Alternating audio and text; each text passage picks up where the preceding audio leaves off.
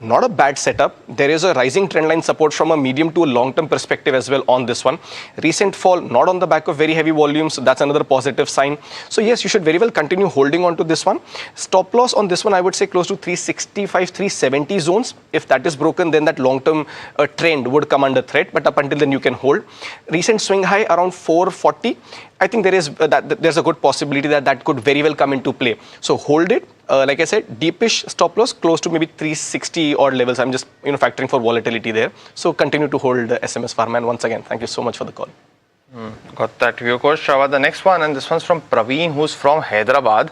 An interesting question. Now he's been holding on to M&M 185 shares for at roughly around 3,100 odd, and he's mentioning that it's been largely flat in this year, and the last 1 year also the stocks gone nowhere. But Shaina, the question being, his question is if he should still continue to hold, because we've seen, of course, some moves from the lows for Maruti, as well as, of course, some gains seeing now again on Hyundai. But do you think M&M has what it takes, and the fundamental view, of course, because they've also acquired SML, there's a lot more going on in terms of the launches that will come through in the next year. So as a longer term story, does the pick continue? Should he continue to hold? Yeah, I think FY27 should be a good year for M&M. While the stock had run up, in the last 1 or 2 years, I think at FY27 should be a good year. And as you mentioned, the LCV also growth should be boosted by the acquisition that it had made a year back. And if you look at current year, I think they have got some new launches that they are, targeting for the year. And I would say their SUV portfolio should do pretty well and support growth. So valuation wise, it is, I would say, fair valued. But considering the management quality, the new product launches, I would say you can, if you're a long-term investor, it is better to continue to hold. Tractor sales also, I think with the monsoons having picked up, should be reasonably good. So it's a hold for the longer-term investor. Got that view. But the next question, and this one's on Sky Gold. Our viewer Matthew, who's from Bengaluru, actually bought 1,000 shares at 355. So he's in massive gains right now. Stock's trading at 625 odd right now, and he's held on for the last 7 to 8 months. He's being humble. He's mentioning, Coach, that he's in decent profits right now. Asking if at what level should he exit? Is there something that's visible on the charts? What would you recommend? ऐसा decent profit But what a fabulous buy. What a fabulous buy. And see, I'm more impressed by traders and investors actually holding on to these stocks when they actually run up, because the immediate tendency is to sell out on profits, right? So fighting against that very natural instinct, fabulous. So good job, Matthew, there. I think you can continue holding on to this. You might want to book partially right now, but 25% or so, right? But the rest of it, you can continue holding on. 500 was a stiff resistance. It's broken out of that. Even now, there is, a fairly healthy volume and momentum on this one. So why do you want to sell out early, right? And, maybe you could add some more to that decent profit that you're making. So book out 25% right now. Continue holding on to the rest of the quantity with 575 as your trailing stop loss. Next one that we have is from Manav, who's writing us from Mumbai, and he says that given India's long-term bet on defense, which one is a better pick? Is it Garden Reach or is it Apollo Microsystems? Shaina, either of these or anything else that you like in the space? Between the two of them, I would prefer Apollo Microsystems. I personally also have been holding it for some time. And what I like best, even going forward, I started to think that the valuations have started becoming expensive. Because it is about, if you look at 1 year forward, it's about 30 times EV by EBITDA, excluding the acquisitions that it has made recently, which is not really factored into this. So it has actually moved into acquiring explosive companies, Premier Explosives as well as Ideal Explosives. And these two combined actually should see it through its next layer of growth as well as backward integration. They have got a QIP that is targeted that I think will hit the market somewhere in August or September. And that will actually, I think it's about more than 3,000 odd crores. And that should fund its acquisition of Premier Energies. So I would think that, if one wants to be invested in the new tech defense space, yes, Apollo Microsystems could be a space to be in. If you're a 3 to 5 year investor, holding investor, I see, though it has doubled in the last couple of months, I still see upside from here on. As far as the shipping companies go, I think they're also, yes, Garden shipping is actually likely to do pretty well because the government itself is actually talking of making India as a hub for shipbreaking and shipbuilding also. So I think their Garden Reach has got huge order book position, and they are improving their overall financial performance in terms of improving EBITDA margins. As the raw material expenses or raw material costs start stabilizing, I would think that they also should do pretty well. Both in order book is for their only. They should do well in terms of profitable growth also. So I think defense space as a whole is very exciting if you're a long-term investor. And yeah, you can take a pick and choose and hold for the long term. Shaina, but the next question, and this one's coming in on Sagility. Our viewer, Raja Shekhar Rao, has been holding these shares at around 43 odd and is holding 1,000 shares. Coach, he's asking if you should still continue to hold. We saw that buying at 37 odd, but the momentum just seems to be lost on this counter. What's your view? It is testing the patience for investors, for traders, a bit for me as well. Again, just a disclaimer, I don't own it. It's just because, I don't know if you've heard it in the past, but I've been constructive on Sagility, right? It's just that it's just not participated in the rally, that's come about even now when the sector's doing well. This hasn't really seen that kind of a move. But there hasn't been a breakdown. There's been a gradual, steady uptick on this one. Your buying price is slightly elevated, 37, 39. Those zones were very interesting zones to accumulate this. But nonetheless, because the structure is not, damaged, and you're seeing some healthy accumulation, I wouldn't suggest a sell or an exit on this one. You should very well continue to hold. If your risk appetite allows, then yes, you should keep a stop loss between the 37 to 39 zone. Continue holding on to Sagility for some more time. All right. Okay. The next one that we have is coming from Manoj, who's writing us from Mumbai, asking about Patanjali Foods. He wants to know whether, and I can see that expression that Kush has on his face right now. But, yesterday, in fact, we spoke to the management as well, and he did say that there's nothing happening with regards to where regulatory concerns go, or there's no FTA raid that's happened. But we've seen the stock tank quite a bit in trade yesterday. Today, it's just up by about 0.2%. But China, considering the financials, considering everything that's developed so far for the company, do you think he should go ahead and buy? Well, I would avoid it. See, after their bonus issue that they had made in the last year, which was quite a attractive bonus issue that they had.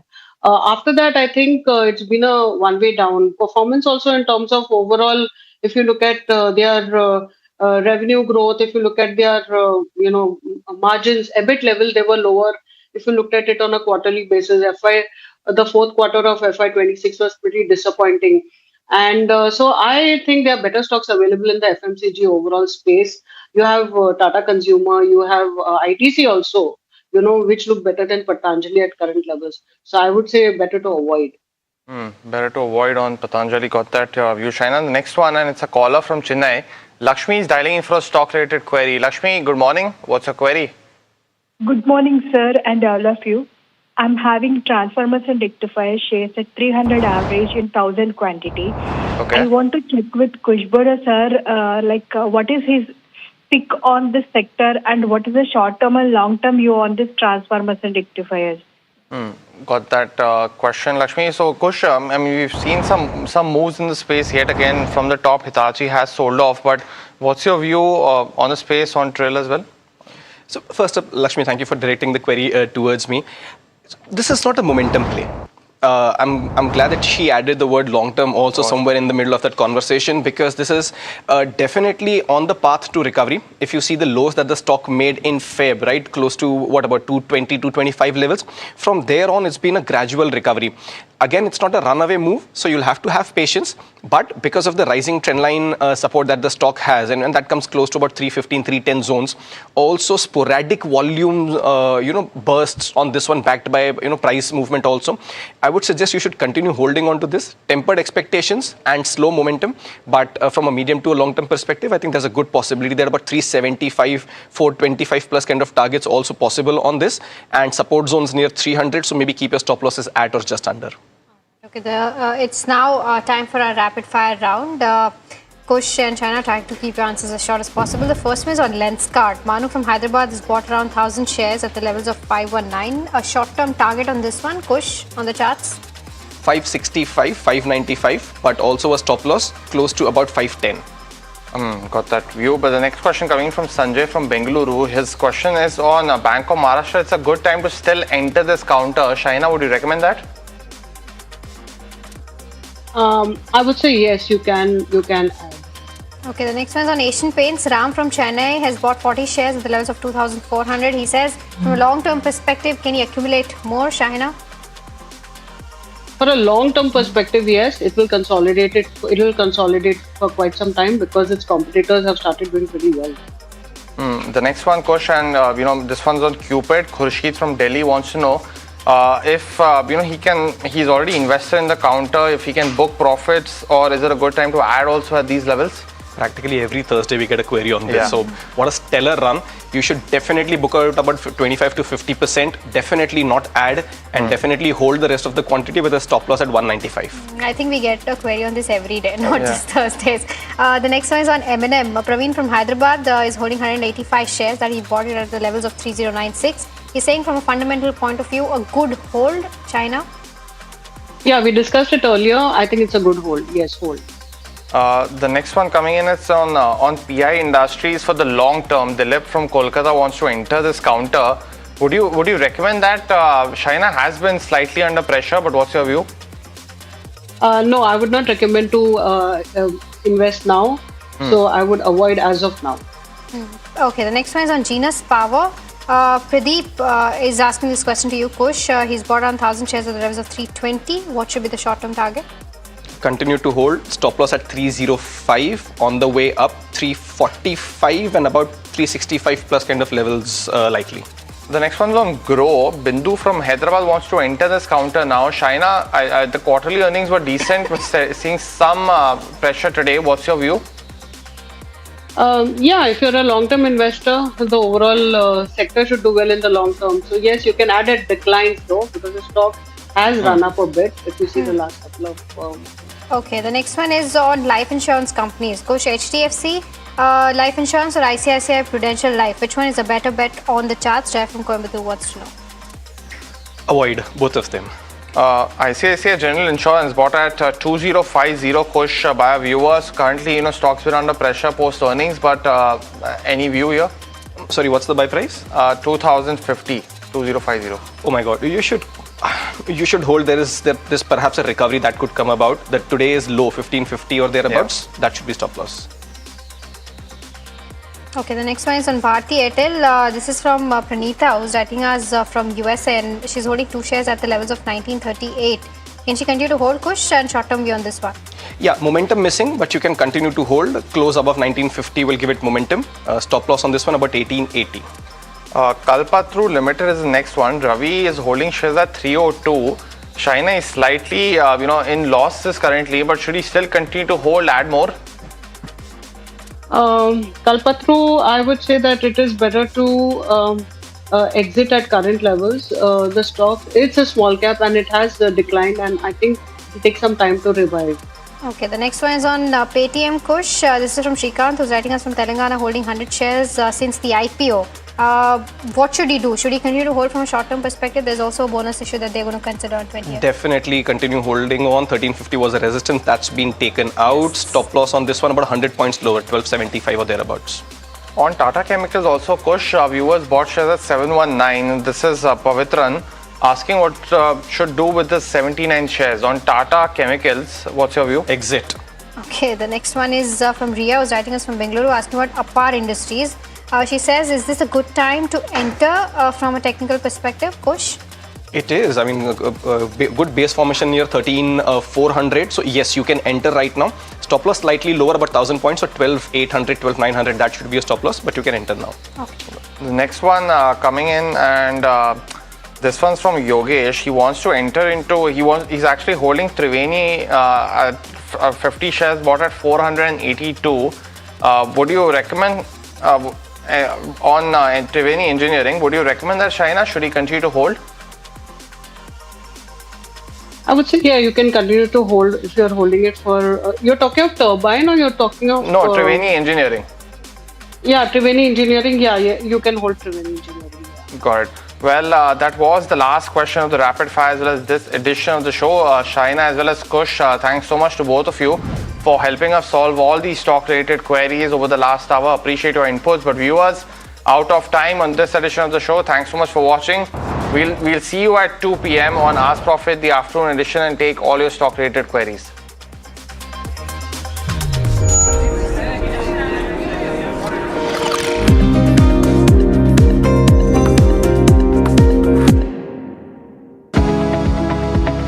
Superstar Stocks of the Day, presented by Tata Azura.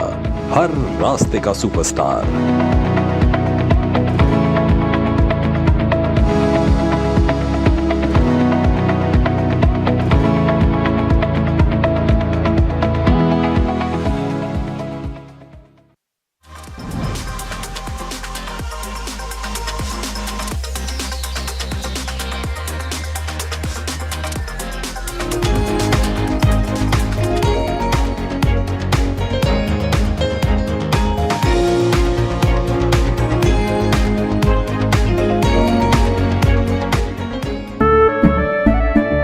केसरिया से मन जोगी हुआ रे, दिल झूमे देखो मतवारा हुआ रे, केसरिया से मन जोगी हुआ। हर पल मनाओ केसरी त्योहार. विमल, बोलो जुबान Kesari. Ready for the next big IPO? Apply for it on Growth. Open your free Demat account, check all IPO details, apply easily in a few taps. And that's it. Download Grow now for stocks, mutual funds and IPOs. Investment in securities market are subject to market risks. Read all the related documents carefully before investing. We are over, Jimmy. Hey, life में scratches तो आएंगे. गाड़ी के scratches को तो Cosmo PPF संभाल लेगा. आप अपना देख लो.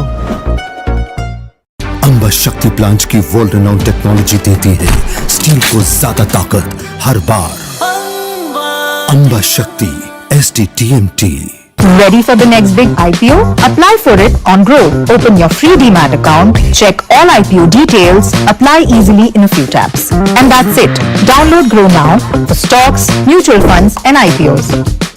Investment in securities market are subject to market risks. Read all the related documents carefully before investing.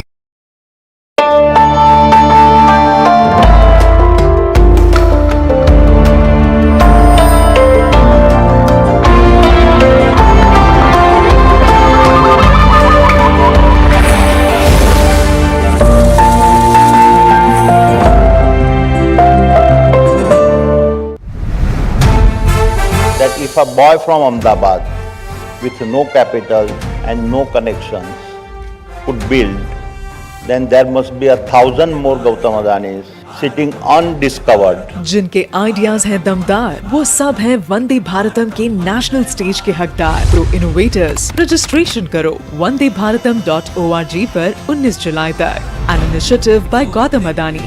यही है Vande Bharat. That are propelling India to what we call the Viksit Bharat stage. Those are demographics, democracy and digitization. These three things are instrumental in creating what we hope is a new India, a more bold India, a more braver India in the next few years.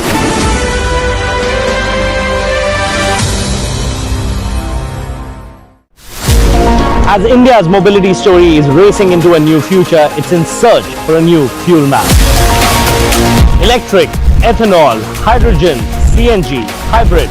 What will power India next? India's sharpest mobility minds come together to decode the fuel mix that will define the road ahead. The NDTV Automate Fuel and Future Summit 2026 on 15 July only on NDTV Network. India's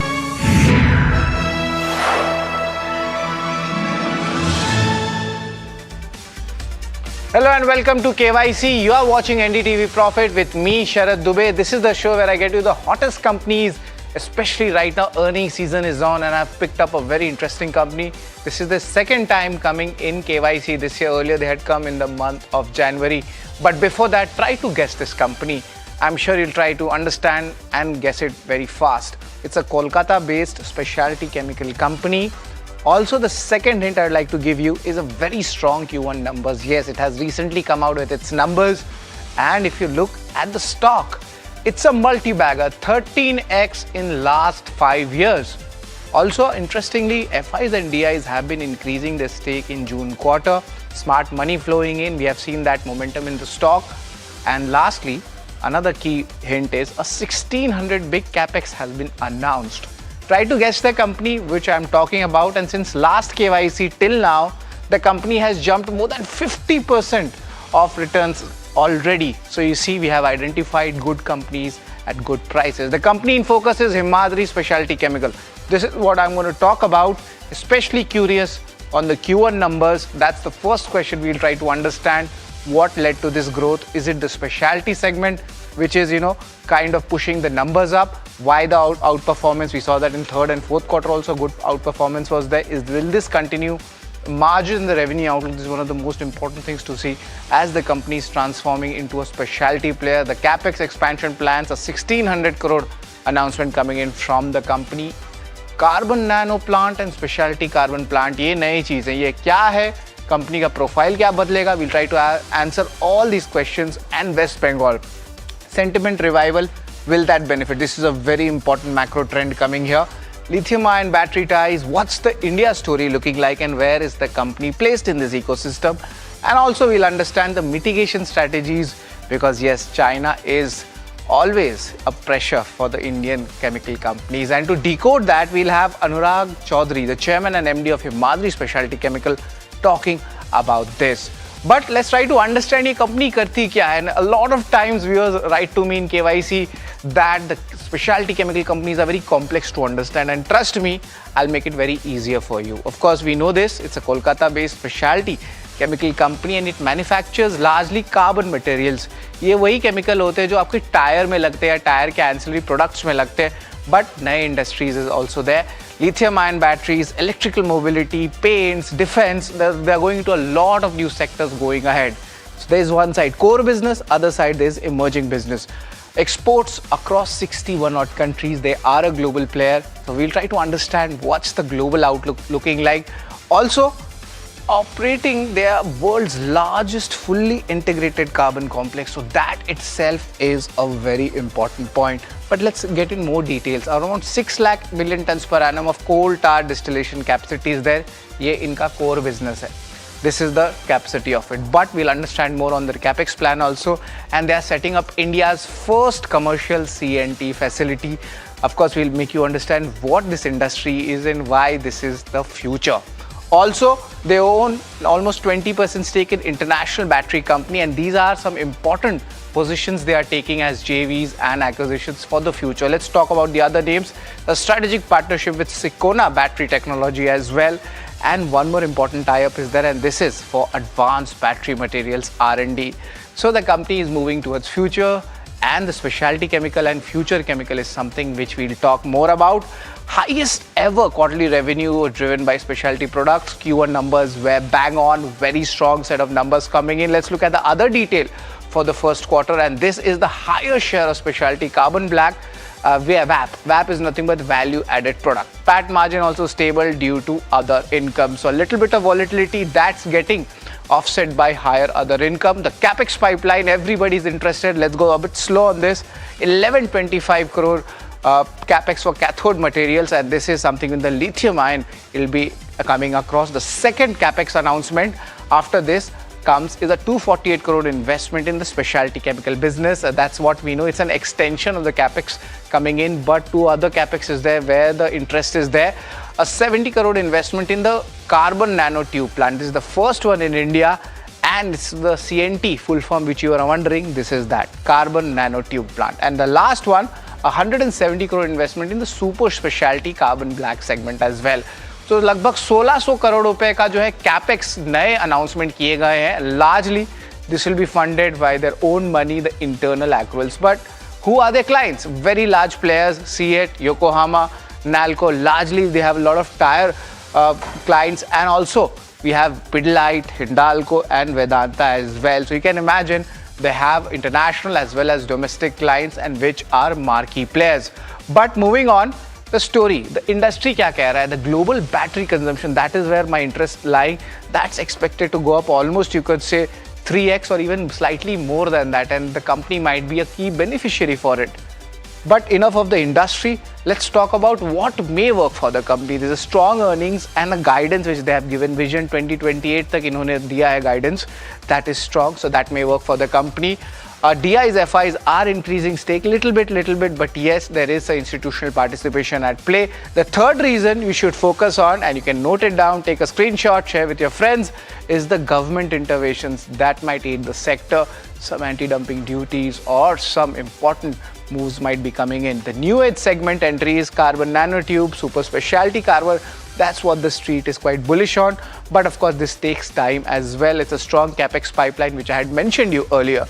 ये 5 reasons to the why things can be positive for the company. But let's look at the other side also, and the execution risk. They're doing so many things that so much muscle is being used. Is there any execution delay? And that happens. This is a normal course of business. The second reason, threat from China. No matter which chemical business you do in India, there's always a threat from China. How much will they mitigate? That's the key question to be asked.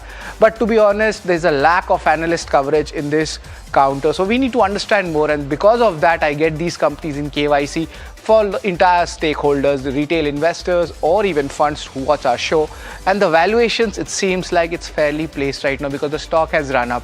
पिछली बार जो KYC था, वहाँ से लेके अभी तक 6 महीने में the stock is up more than 60%. So valuations little bit expensive. But let's look at the KYC ratings where we are going to judge the company. And I am sure our most viewed viewers, they generally know our ratings. But for the new income statement, balance sheet, cash flow, these are basic financial statements which we have to get them. Return ratios also we get for you. And over the period of 4 to 5 years, we see how the shareholding pattern or the street cred has changed so that you understand whether the stock has made money or not. Valuations, we'll try to get a 5-year average and a peak level and compare them with the current levels and the outlook. I'll share the FY28 strategic vision with you. We want a long-term vision, so we have taken the FY28 numbers, not FY27. Income statement is the first rating, and let's talk about that, how that growth is coming in. And largely, you should see the EBITDA and net profits levels of chemical players because of course the revenue, there is a lumpiness involved, but the CAGR growth has been really strong. The company has been working towards its margin profile, and that's what we can see. Q1 numbers have been pretty strong. The street is rewarding it also. And if you get into the details about it कि भाई margin में क्या चल रहा है, क्या धंधा है यहाँ पे, तो यहाँ पे देखेंगे now it's a proper 20% plus margin business. And imagine you could say the specialization versus the commodity, how the story has changed, and this is how the story has changed. So this is a really wonderful graph if you are tracking this sector as an analyst or even as an investor. And I'm going to give this income statement a strong thumbs up. Balance sheet, they are doing expansions. Of course, they have their own money. That's 735 crores you can see. That is why they are putting most of them via their internal accruals, but there might be chances of stretch. So let's take a neutral stance when it comes to the balance sheet right now. Also, apart from your income statement or the balance sheet, cash flow, that also comes in. And if they are spending, there will be a little bit of stress on the investing cash flow activities and at times financing also if they take any kind of loan. But cash flow from operations, if you look at it, there is a dip. So a little bit of seasonality does come in this industry at times, and that is why we're seeing a little bit of operation cash flow to operation numbers, the conversion, it's coming down slightly, but you need to take things with a pinch of salt, and that is why I have also given this rating a neutral one when it comes to the cash flow. But the story has changed. I mentioned you the margin profile, how things have changed, and that's actually impacting the ROC numbers also. Look at that in FY22, it was a single digit ROC coming in at just 6%. And then slowly, each year, there has been a good momentum coming and it's holding up. 30% plus ROC numbers are there. So definitely the company has changed its returns ROC profile. Going ahead, they are focusing on more value accretive strategy. So it's a strong thumbs up for the ROC as well. Let's talk about shareholding. And shareholding, we see from the last time which we had the company with us, it was a December shareholding pattern. After that also there is a good lap up happening from FIs. They have increased the stake by 2%, and largely DIs, it has been a slight profit booking coming in, but nevertheless we can see the participation is rising, and channel checks are suggesting that post June numbers also in July there is a good fall on buying from the institutions, khas karke DIs. So it's a strong thumbs up for shareholding segment. But street cred, let's see how much money the stock has made, and since last KYC the stock is up 50%. That I can tell you that because we had tracked the company. Last 1 year the stock is up 34%, and 2026 so far is up 41 odd percent. A good momentum coming in, but the biggest number to look at, stock 13 गुना बढ़ा है 5 साल में. That's the number I'm talking about. That's a multi-bagger return if you have invested and stayed with the company. That's the benefit of a long-term investor. In the long run, you make a lot of money. This is what has happened for the investors. So I'm going to give this a strong thumbs up as well. But valuations, because the stock has run up, the valuations are not that attractive right now. Current valuations is at 52 times its 12-month forward P ratio. But you compare that with the peak, it went as high as 111 times. And the average से अभी भी सस्ता है 5 साल का. It's around 56 times. But let's take a neutral aspect, because the risk reward ratio may not be that attractive right now if you're thinking for any position. So it's a neutral rating from my side. Now I had earlier explained you about the FY28 vision, and let's get those statements in. And the entire focus is coming especially on the specialty carbon black entry. They're going into this segment, announcements are coming in, capex is there. Let's look at the second important point of the vision 28, Birla tire production scale. That is where the revival is happening, but the timeline is something which we'll try to understand or study in the future. Anthraquinone and carbazole, ये नए products हैं. अब stress ना लें इसका मतलब क्या, but these are high margin niche products. That's all you should know, nothing much. Another outlook is the commercial plant for the cathode active material. That is where the lithium ion battery story is going on. We'll try to decode that with the India context. And the naphthalene balls, the Durofresh TM, that is where also the momentum is coming in. So the overall outlook is strong. Since the last time also we had judged the company. But let's revise the KYC ratings. You know, stock ko kitna KYC rating mila hai. Let's get in the key ratings where we judged the company. Income statement was pretty strong. Margin profile we saw was good. Cash flow and balance sheet need to take some time because there's a company at inflection point. खर्चा भी होगा, अपने से भी होगा, शायद बाहर से भी आ सकता है. Valuations, we could say is neutral right now, but a multi-bagger if you're holding 13 times in 5 years, and shareholding FIDI interest is there in the counter. And outlook, I had mentioned you. So the total KYC rating finally comes at 6.5 out of 8. This is the number I'm talking about. And last time, the number which we had given was 6 out of 8. So yes, it is increasing. It's on the higher side. But the question is, will it continue going up or will it stabilize? That's the key question. And to understand more, we'll be joined in by the management of the company, Anurag Chaudhary, the chairman and MD at Himadri Specialty.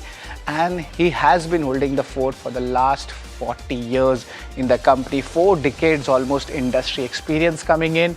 And he joined the company at the age of just 18 and expanded into the specialty carbon black and the lithium ion battery setup. So from a traditional player to a modern player. Interesting conversation will be there with Anurag Chaudhary, but just after a small break.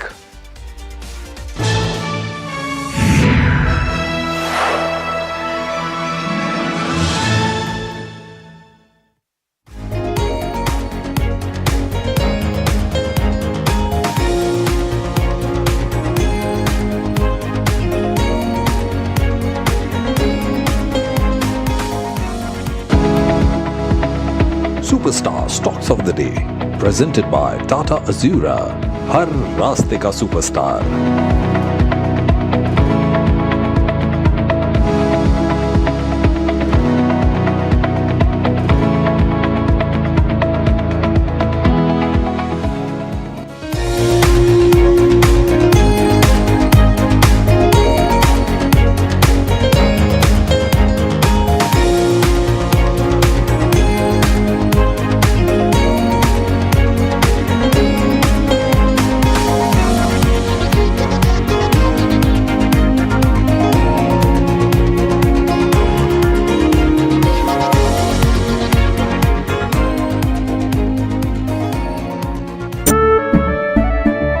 केसरिया से मन जोगी हुआ रे, दिल झूमे देखो मतवारा हुआ रे, केसरिया से मन जोगी हुआ। हर पल मनाओ केसरी त्योहार।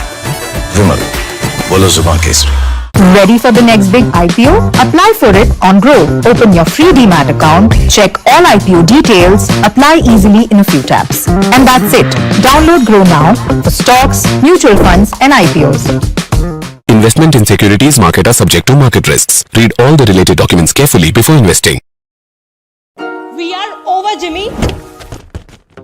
हे, लाइफ में स्क्रैचेस तो आएंगे। गाड़ी के स्क्रैचेस को तो कॉस्मो पीपीएफ संभाल लेगा। आप अपना देख लो। अंबा शक्ति प्लांट की वर्ल्ड रेनाउंड टेक्नोलॉजी देती है स्टील को ज्यादा ताकत हर बार। अंबा शक्ति SDTMT। Ready for the next big IPO? Apply for it on Groww. Open your free demat account, check all IPO details, apply easily in a few taps. And that's it. Download Groww now for stocks, mutual funds and IPOs. Investment in securities market are subject to market risks. Read all the related documents carefully before investing. We are over, Jimmy. Hey, life में scratches तो आएंगे। गाड़ी के scratches को तो Cosmo PPF संभाल लेगा। आप अपना देख लो। That if a boy from Ahmedabad with no capital and no connections could build, then there must be 1,000 more Gautam Adanis sitting undiscovered. जिनके आइडियाज हैं दमदार, वो सब हैं वंदे भारतम के नेशनल स्टेज के हकदार। प्रो इनोवेटर्स रजिस्ट्रेशन करो wandebharatam.org पर 19 जुलाई तक।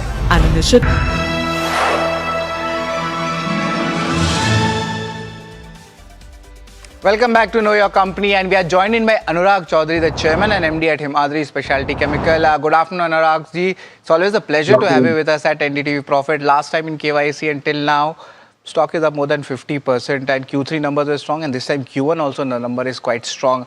I want to understand what led to this growth, and of course, what are the key factors to watch in the first quarter? So, sir, as I told you earlier also, we have transformed our journey from low value added to niche and high value added product company. The focus is on value addition. That is the game changer.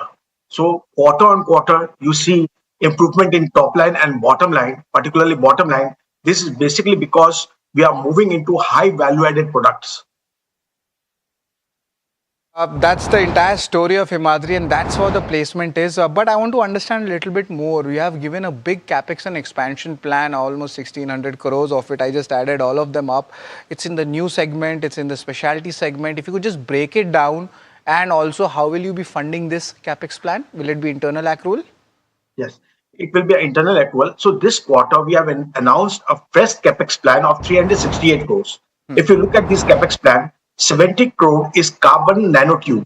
So carbon nanotube is a revolutionary material which for the first time any company is going to manufacture in India.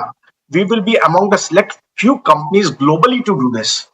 It's effort of relentless hard work of research and development team of Himadri which has made this happen. So while we are setting up the plant, it is to make it very simple for everyone to understand. Graphene rolled into seamless cylinder is carbon nanotube. It is 100 times stronger than steel with conductivity of copper. That's the game changer. Stronger than steel 100 times with conductivity of copper. So it finds wide applications from lithium-ion batteries to semiconductors to capacitors to aerospace. Huge applications, and application is still being developed. So the product has huge potential for future. The next product which we have announced is super specialty carbon black. So we have been in the field of carbon black for more than 15 years now. We started with commodity, transformed into specialty. Now the new journey starts. This is super specialty where the real value addition lies. And this is something on which we have been really focused and working for years. and now the time has come to come up with a commercial plant for this facility. So we will be converting our existing carbon black facility, 6,000 metric ton, to super specialty carbon black. It goes to very niche market. Then the third is anthraquinone and carbazole. We are already in the process of setting up plant for 2,600 metric ton at a capex of 120 crores. We have just doubled it because the product has very strong value addition and margins. Fair enough. Anurag ji, I want to understand the revenue outlook, because now the revenue profile of the company has completely changed if you are looking at a 4-year view. So our stakeholders want to understand, from the management, what's the margin outlook looking like, or the revenue growth outlook, if you would give. It can be for 1 year, 2 year, it's up to you. So if you look at the revenue, all these businesses are going to start in phased manner, starting from FY28 to FY29. So if you ask me for revenue for 5 to 6 years, each segment will give you very strong revenue numbers. In terms of battery materials, will give you in 6 years a top line of 30,000 crore with 100 gigawatt of capacity coming from lithium iron phosphate, anode, silicon carbon. Then existing business will also give you very strong top line. Plus all these specialty chemicals will add up to that. Sir, and one more question is on West Bengal. There is a massive revival of sentiment in the businesses. You are one of the key beneficiaries also. So how does it pan out for you as an industry? You have huge plants located in the supply chain systems also. So your view on the West Bengal revival sentiment? So now, actually, to be very honest, it's a game changer for us and everyone in West Bengal. So looking forward, we tend to invest more in our state, where we have grown from scratch over the last 4 decades. Now is the time for West Bengal for next 10 to 20 years. That completely belongs to our state, and a lot of investment which we are looking at different states. Now we will come back and look at our state as most important destination for our future investments. That's a very big statement. Next 10 to 20 years belongs to West Bengal. I want to understand the India story also, and you're a very key player in the lithium ion battery segment. Where is your company placed, and right now where is India placed? See, if you look at the lithium ion space, this is something in which we have to really work hard and take our country to different league altogether. If you go back and look at all the industrial evolution which has happened over the years, we have been somehow doing assembling only. But with the government support now this time, in terms of PLI, government is giving unparalleled support to manufacturing, which has never happened in the past. So now the time has come with India will become the manufacturing base of all future innovations. And same is coming with lithium ion. And Himadri is going to play a very critical role in this, because today, if you look at lithium ion cell, 65% cost of a cell is anode and cathode. And Himadri is going to set a facility for both. And unless you have raw material component manufactured in our country, we can never be self-reliant and Atmanirbhar. So to make our country really Atmanirbhar, this is the right step, what we are doing, setting up facility for component manufacturing for lithium ion batteries. Today, China is the leader in this with almost 90 to 100% market share. So there is a big opportunity for India, for everyone to look at this space. Ragji, you just mentioned the China angle also, and that's a very key strategy against China, because they, as we know, the industry at times, the pressure comes in, the government is also helping in incentives, and now the manufacturing power should remain with India. So that's a very interesting take you have given on India, West Bengal, your company, industry, fair enough. But it's the season of FIFA World Cup also, and only 2 countries remain, Argentina and Spain. Just wanted to end our interview with that. Which team are you supporting? I support Argentina, basically. Right. All right. So you're a Messi fan. That means it's wonderful to talk with you, Anurag ji, on the company and the industry as a whole. And best of luck for the future. And we'll be waiting for you for your 3rd appearance in KYC in future as well. Thank you very much, sir. So that's the management of Himadri Specialty Chemical. They coming out with a very strong Q1 numbers and focusing on the new wave of growth and a quite bullish commentary coming on West Bengal and India's growth story and mitigating the risk factors against China. Interesting story, right? For more of this, stay tuned to KYC and keep watching NDTV Profit.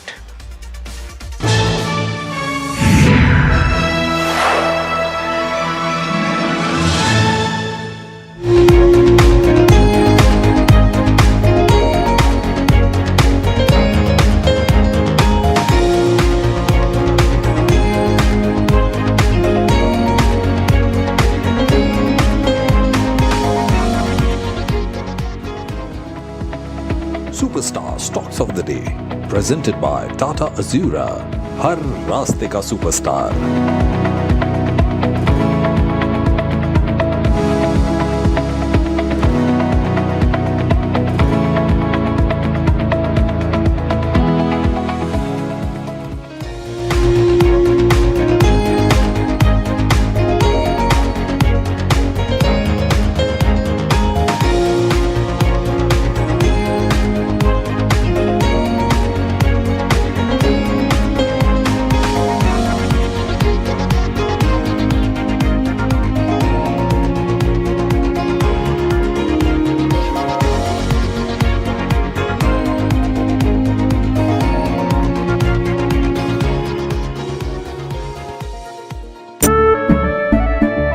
केसरिया से मन जोगी हुआ रे, दिल झूमे देखो मतवारा हुआ रे।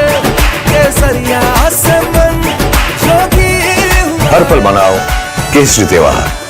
विमल, बोलो जुबान Kesari. Ready for the next big IPO? Apply for it on Groww. Open your free demat account, check all IPO details, apply easily in a few taps. And that's it. Download Groww now for stocks, mutual funds and IPOs.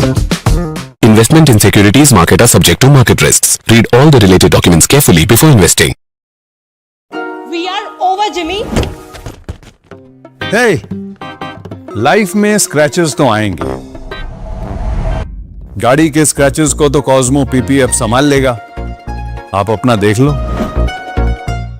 Amba शक्ति plant की world renowned technology देती है steel को ज्यादा ताकत हर बार. अंबा शक्ति SDTMT. Ready for the next big IPO? Apply for it on Groww. Open your free demat account, check all IPO details, apply easily in a few taps. And that's it. Download Groww now for stocks, mutual funds and IPOs. Investment in securities market are subject to market risks. Read all the related documents carefully before investing. We are over, Jimmy. Hey, life में scratches तो आएंगे. गाड़ी के scratches को तो Cosmo PPF संभाल लेगा. आप अपना देख लो. That if a boy from Ahmedabad with no capital and no connections could build, then there must be 1,000 more Gautam Adanis sitting undiscovered. जिनके आइडियाज हैं दमदार, वो सब हैं वंदे भारतम के नेशनल स्टेज के हकदार. प्रो इनोवेटर्स, रजिस्ट्रेशन करो wandebharatam.org पर 19 जुलाई तक. An initiative by Gautam Adani. As India's mobility story is racing into a new future, it's in search for a new fuel map. Electric, ethanol, hydrogen. Benchmarks retreat from day's high, but the Nifty manages to hold near 24,100 level. Sensex gains more than 200 points. Auto, oil and gas lead the gains today. Financial services and defense on the back foot. IT stocks bounce back, snapping a two-session losing streak. Softer US inflation and optimism ahead of June quarter earnings helped lift the sentiment across the technology sector. ABB India buzz in trade after ABB Global reported an 81% year-on-year jump in order inflows from the India region. That was well above street expectations of around 20% growth. EMS stocks will be in focus after the cabinet cleared a 62,500 crore rupees mobile manufacturing scheme. The move aims to boost local component production, deepen domestic value addition, and strengthen export competitiveness.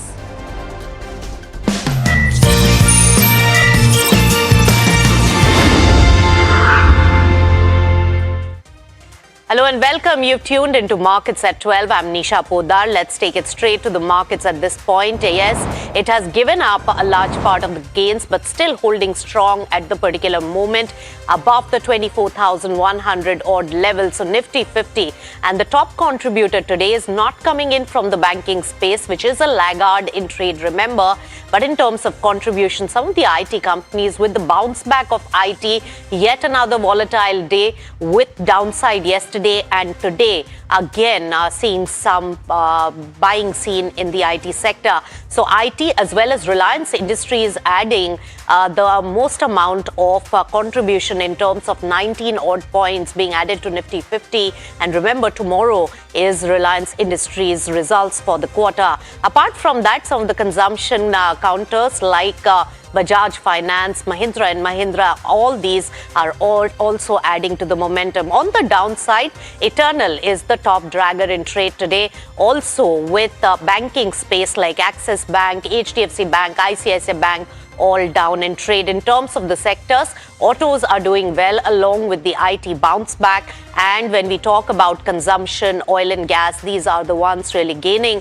On the downside is real estate as well as Bank Nifty, which is really not contributing much today in trade. So that's a snapshot on the market. Let's get chatting with Achin Goyal, the CIO and fund manager, Bonanza Portfolio joins in. Achin, a pleasure to speak to you on NDTV Profit. What do you make of the market momentum? And 24,100 level is becoming like a zone where above which it is finding difficult to really hold on for too long. How are you seeing this also with crude oil prices at elevated levels, war uncertainties coming back, and we are in the midst of earnings season which the market is digesting?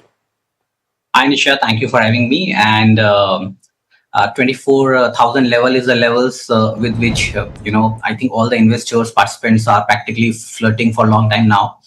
And honestly speaking, I was just looking at the numbers of the advanced techs and the kind of picture they represent. It's pretty optimistic. Advanced techs numbers that were reported for Q1 were close to, I think, 15% more than Q1 26. So on and all, I believe that earnings season would be better than expected. Definitely some disappointments here and there would be there. So yes, we have been seeing a range-bound markets, and for multiple reasons, the minute we try to show exuberance, there is something from the US which comes and you take a back seat. But overall, I believe it's a good market for the investors and a lot of positive news. Right. So, Achin, when we look at the buying opportunity, especially with some of the earnings already out of the way, what are the themes that are really developing for a mid to long-term kind of a decision in terms of investments at these levels? Sure. So, one of the things is that if I look at a recent policy of Semicon 2.0, which was announced, your EMS, your semiconductor has always been on the center. And one of the reasons that India was behind is, having deficiency in its own manufacturing capabilities. So I believe the focus has shifted that side. OSAT was there, but now it's on the complete value chain. So I believe this is something that investors should track. Second is a multi-decadal bull run that I talk about is in the capital goods, which is electrification, transmission, power, grids, everything combined together. So capital goods is one sector that, investors who are long-term investors can find few good stocks there and, they can sleep at peace.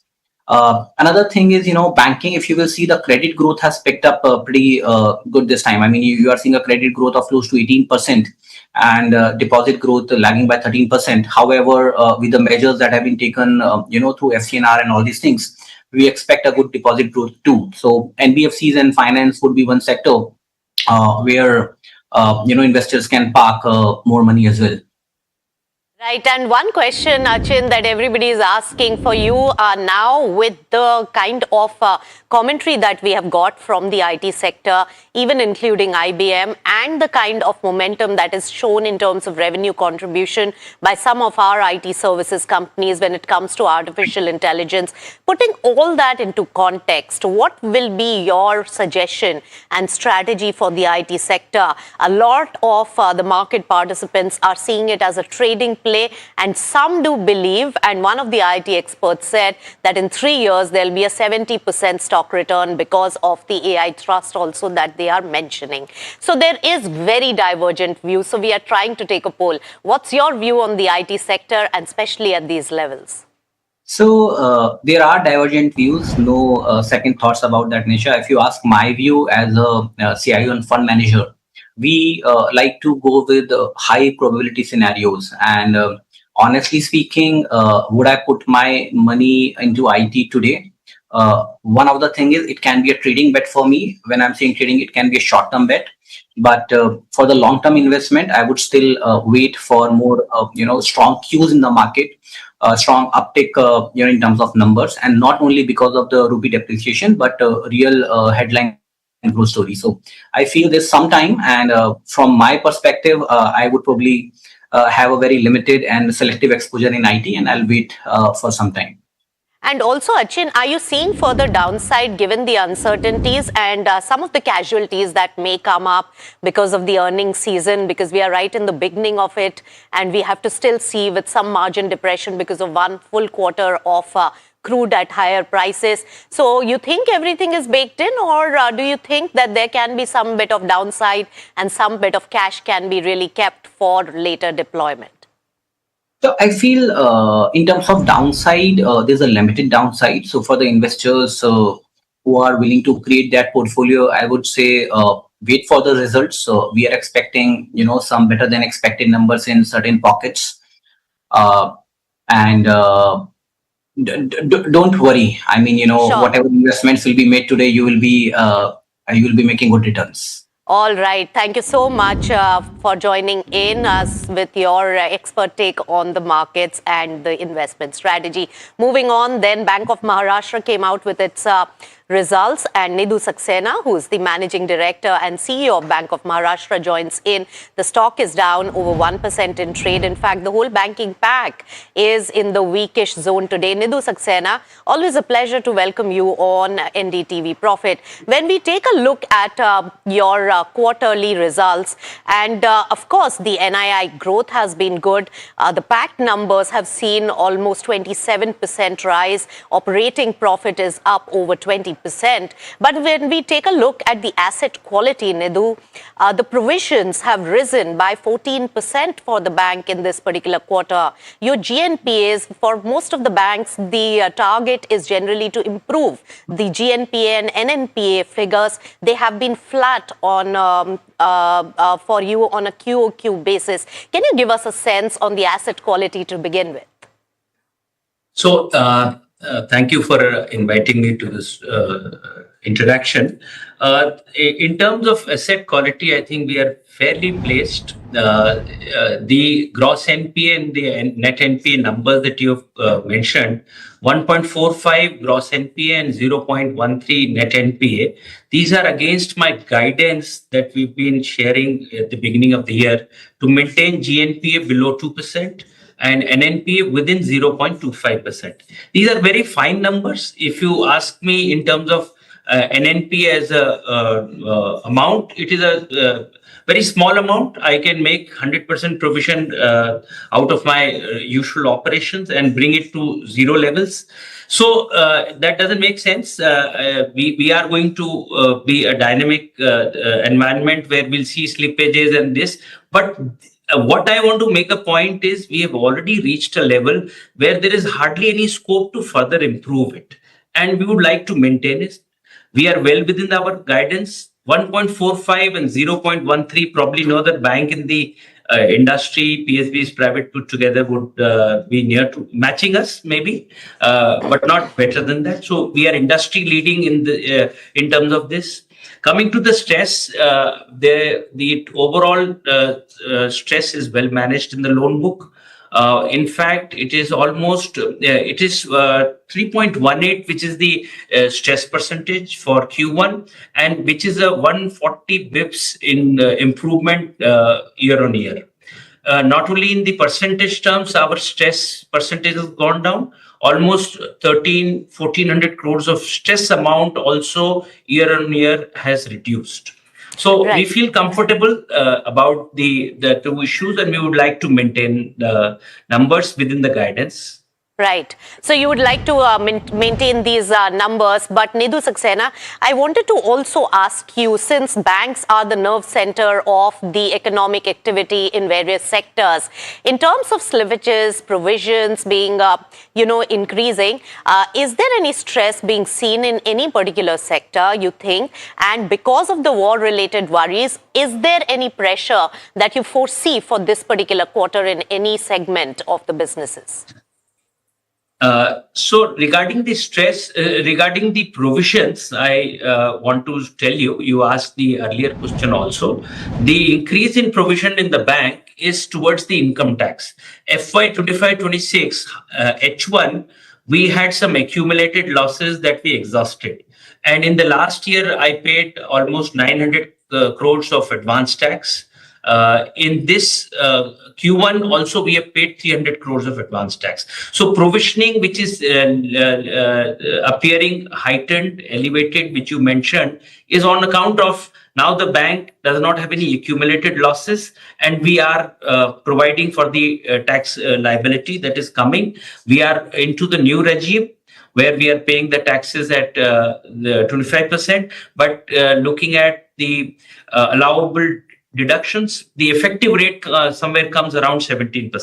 But having said that, with this accumulated losses getting over, I have also mentioned this in past, I see no reason why in terms of percentage profitability and also in terms of value amount wise, we will see that the OP or the NP going down. So this is one thing. Second, regarding the stress from the West Asia, as of now, to mention, we don't see any visible stress signals. There is a emergency credit line, ECLGS 5.0 from the government, I think, which is a very timely intervention. My bank, in terms of the reach out to the eligible customers, we have done a phenomenal work there and extended the benefit to those who are eligible and are willing to avail. I think as of now, so the MSME mostly which have benefited from this ECLGS 5.0, they are also not going to face, if any liquidity mismatch temporarily is there, they are taking care about this emergency through this emergency credit line. But we are monitoring our portfolio. The sense is maybe the fallout may be seen in next 1 or 2 quarters. So we are monitoring our portfolio. As of now, no any visible stress from the West Asia crisis that we have gone through. All right. So thanks for clarifying on 2 accounts. First, on the provision figures, and second, on the credit line, emergency credit line, and how it's going to really impact the sector in really, dealing with this particular West Asia crisis. But also wanted to understand your return on asset figure. That has been under pressure, decline of 7 basis points at 1.9%. Can you throw more light on that and give us visibility in terms of guidance for the rest of the financial year on this aspect? So if you see the profitability metrics of ROA, ROE, NIM, we lead the pack. We are already at a very high level. If in the PSB or the private PSB space, if the number 2 in terms of the NIM will be somewhere almost 50 bips around kind of a gap. So we already are at a very high elevated level. My guidance I would like to very quickly share for NIM is 3.75. We have done a NIM of 3.85 in the Q1. The ROA guidance for this year is 1.80, which has been a 5 bips increase from the ROA guidance that I shared last year of 1.75. While we had done almost ROA of 1.9598 in the Q4, but we have kept a guidance of 1.80, and Q1 performance at 1.90 is 10 bips more than the guidance number that we have shared. And I feel this is high ROE numbers to maintain. And we are committed to see that the guidance in all these profitability metrics, we are overachieving to the levels that we have already shared beginning of the year. That's right.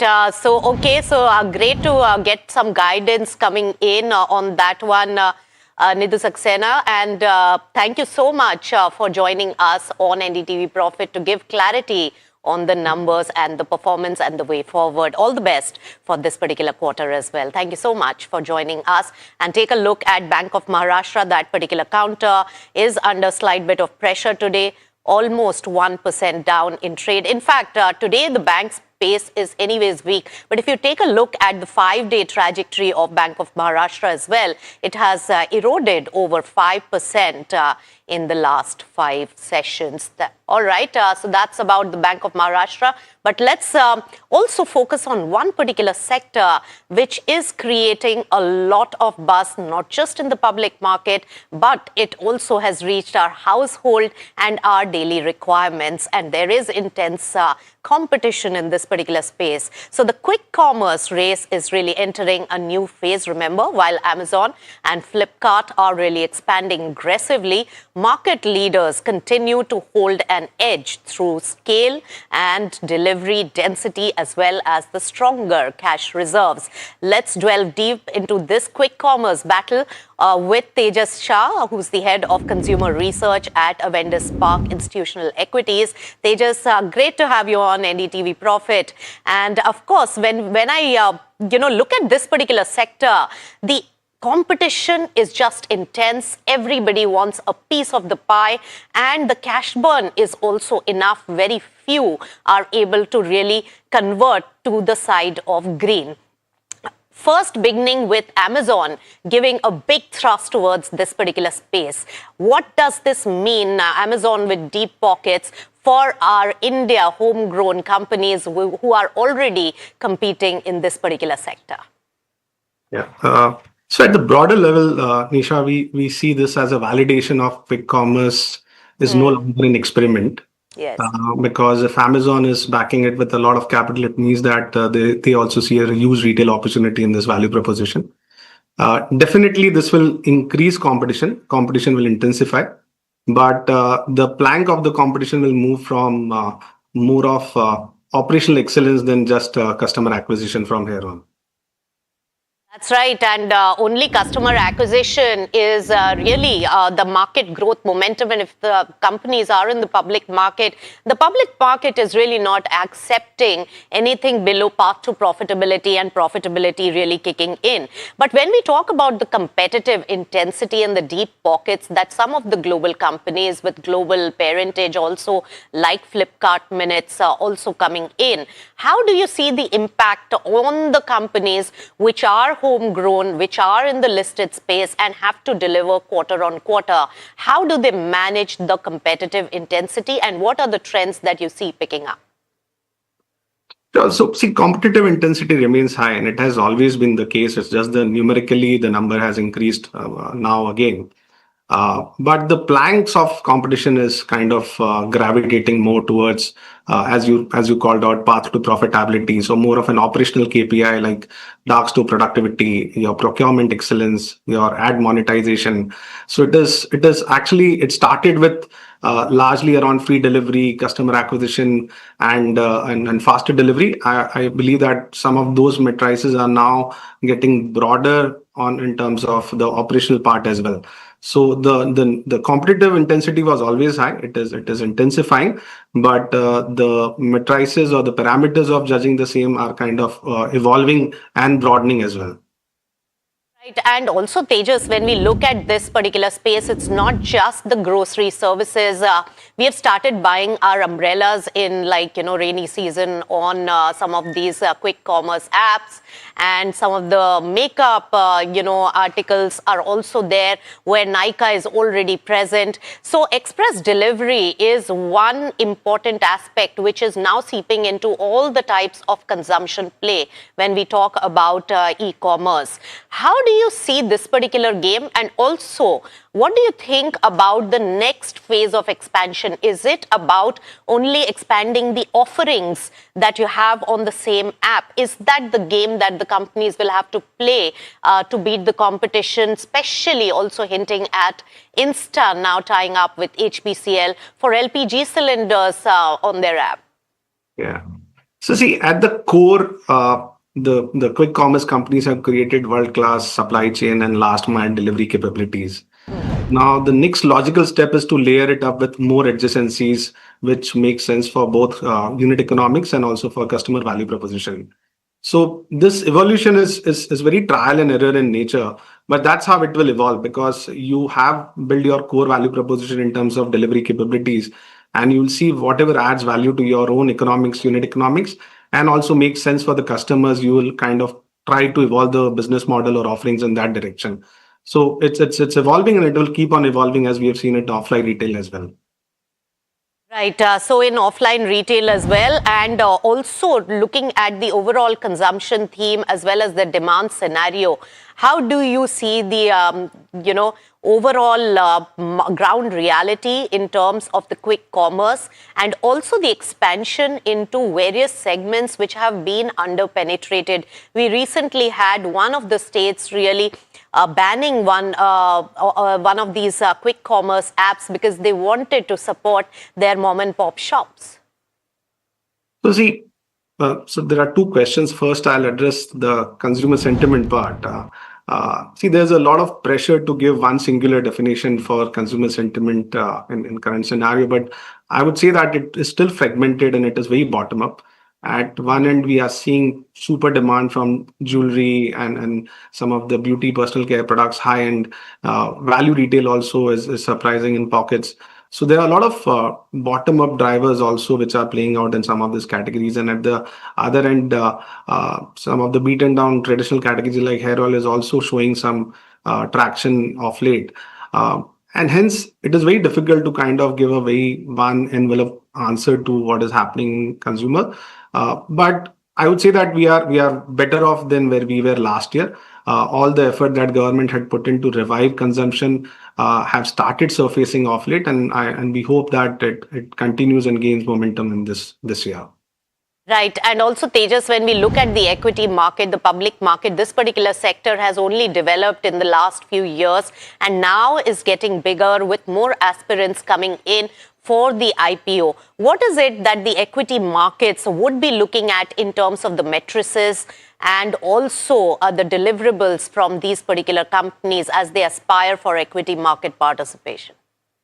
See, definitely the ask from the sector has evolved. Earlier, it was all about growth only in terms of customer acquisition, in terms of KPIs, which were revolving around customers. Now the question is, or the ask is drifting, or I would say adding one more layer of path to profitability. How do you create a sustainable moat on the business, which is not only around discounts or freebies? And the first principle ask, Nisha, is the same, which is cash flow, ROC, and growth all in tandem in future. Obviously, not every quarter or not every year, but how each company are kind of aligning themselves with those final objectives in medium to long term. Right. And Tejas, my final question, while right now we are at a stage where, at least from market growth, we have moved on to asking for profitability. Many companies have started delivering, taking the lead is Blinkit as well in quick commerce. But on the other hand, also the stage of the sector is now entering another phase of heightened competition with deep pockets coming in. How do you see the outlook really, changing over the years in terms of the sector really evolving and maturing? With so many competitors, is it a crowded market now and there will be a need for consolidation therefore? See, very interesting question, and very interesting that you use the word crowded market. See, there's a very high chance that there'll be some initial pressure on crowding out on some of the input resources, be it dark stores or be it delivery workforce. So the competition is definitely moving in the direction that there'll be pressure on some of those input costs. But at the same time, I believe that the opportunity is very huge. It can accommodate some of these pressures easily, but the parameter or the KPIs of judging the competition or evaluating the competition from here on will move more in favor of some of the productivity metrics in terms of unit economics, in terms of dark store productivity, in terms of profitability. So sooner or later, the business kind of gravitate towards those first principle parameters only, and which is where I believe the competitive intensity will, after that evolution, will move in that direction sooner or later. All right, Tejas Shah, always a pleasure to get your expert take on this. Thank you so much for joining in. Completely out of time on Markets at 12, but keep it with NDTV Profit. Thank you so much.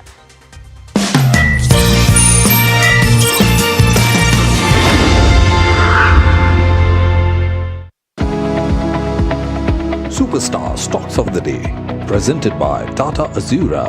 हर रास्ते का superstar.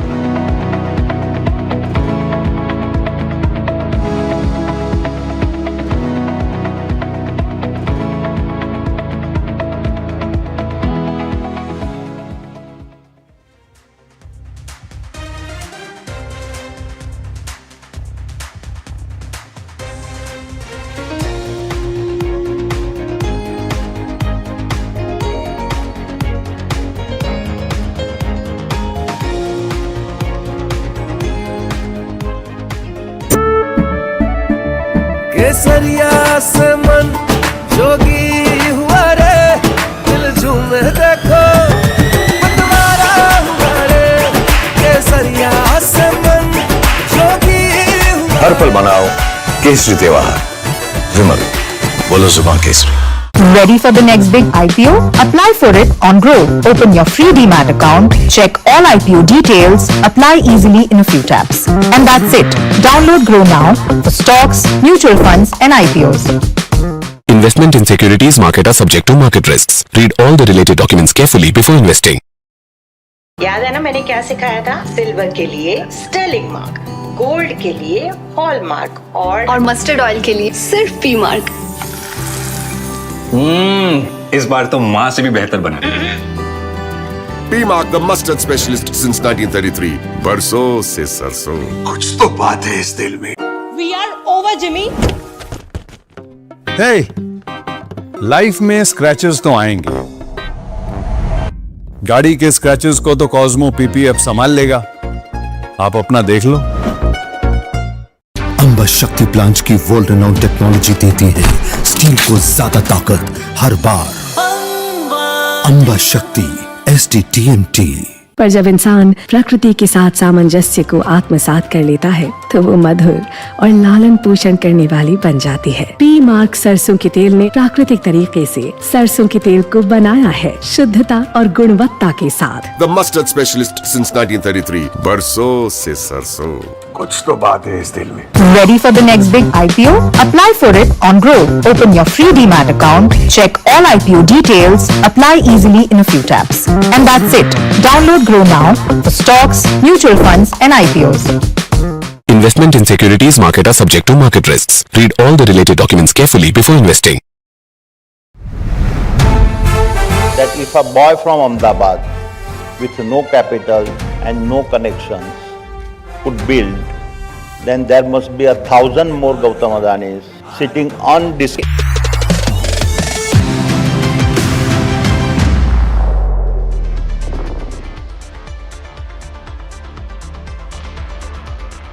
Hello and welcome to NDTV Profit. You're watching Trending Stocks at NDTV Profit Suzlon Studio. I'm Hiral Tatia, and with me is Sharad Dubey, who's actually standing at the profit market pit to tell us more in terms of what's happening Sharad, with the way markets actually ended yesterday, the question over here is, the moment you cross a certain level, you're seeing that selling which is coming in. However, 24,000 has been a strong support level as well. What is the setup looking like right now? Well, there is a little bit of divergence at play, there. But, Hiral, you're right. There is a narrow range-bound movement happening. But nevertheless, there is a divergence for both Nifty, Nifty Bank. Nifty is a little bit minor recovery is trying to being made here in the day's trade. Yesterday also, towards the closing, there was a recovery attempt being made. But is the strength strong? That's the big question. And I guess the options data is suggesting the story is something else. Nifty Bank, let's see what's happening here, and that's where a weaker technical setup is there. It's in the red right now. It's trying to make a recovery attempt here as well. But remember, there is a Sensex expiry at play also today in the day's trade, and largely we look at it, a very mild recovery is happening. Whether it will sustain or not for Nifty in the factors to watch, that's something we'll try to understand. And of course, the Nifty Bank, the sell-off has come in almost that 57,400 to 600 levels of support range coming in. Apart from this, the sectors to watch, there are two sectors that should be in your radar, the IT and the consumer durable pack. Both of them we are seeing a good buying. They are the top sectoral gainers also, and largely a lot of news flows are coming in this segment as well. Both of them doing well, good momentum. And the SMIDs, especially the small caps, that is where we are seeing a good momentum. Let's get in the other key details. Of course, the rupee and India VIX is stable right now. Rupee is actually strengthened a little bit, so that is a good point as well. And India VIX is falling, so this is also augurs well. But going ahead, the focus would be on a lot of AGMs and the earnings which are coming in. 3 important AGMs, but all of them are down. Not so much, but nevertheless concerns are there. But focus is on earnings. And the Q1 earnings, big names are there such as Polycab, BHEL, which will be tracking in the day's trade today as well. But the entire action is stock specific right now, and nothing much happening in the sector barring a couple of them. So that is what we'll be focusing on. And of course the MSCI adjustments, that also comes in the last half an hour. You'll see the adjustments. Over here there'll be inflows in Fatoran Pharma and outflows for RBL Bank. So this is the entire story coming for today. Back to you, Hiral.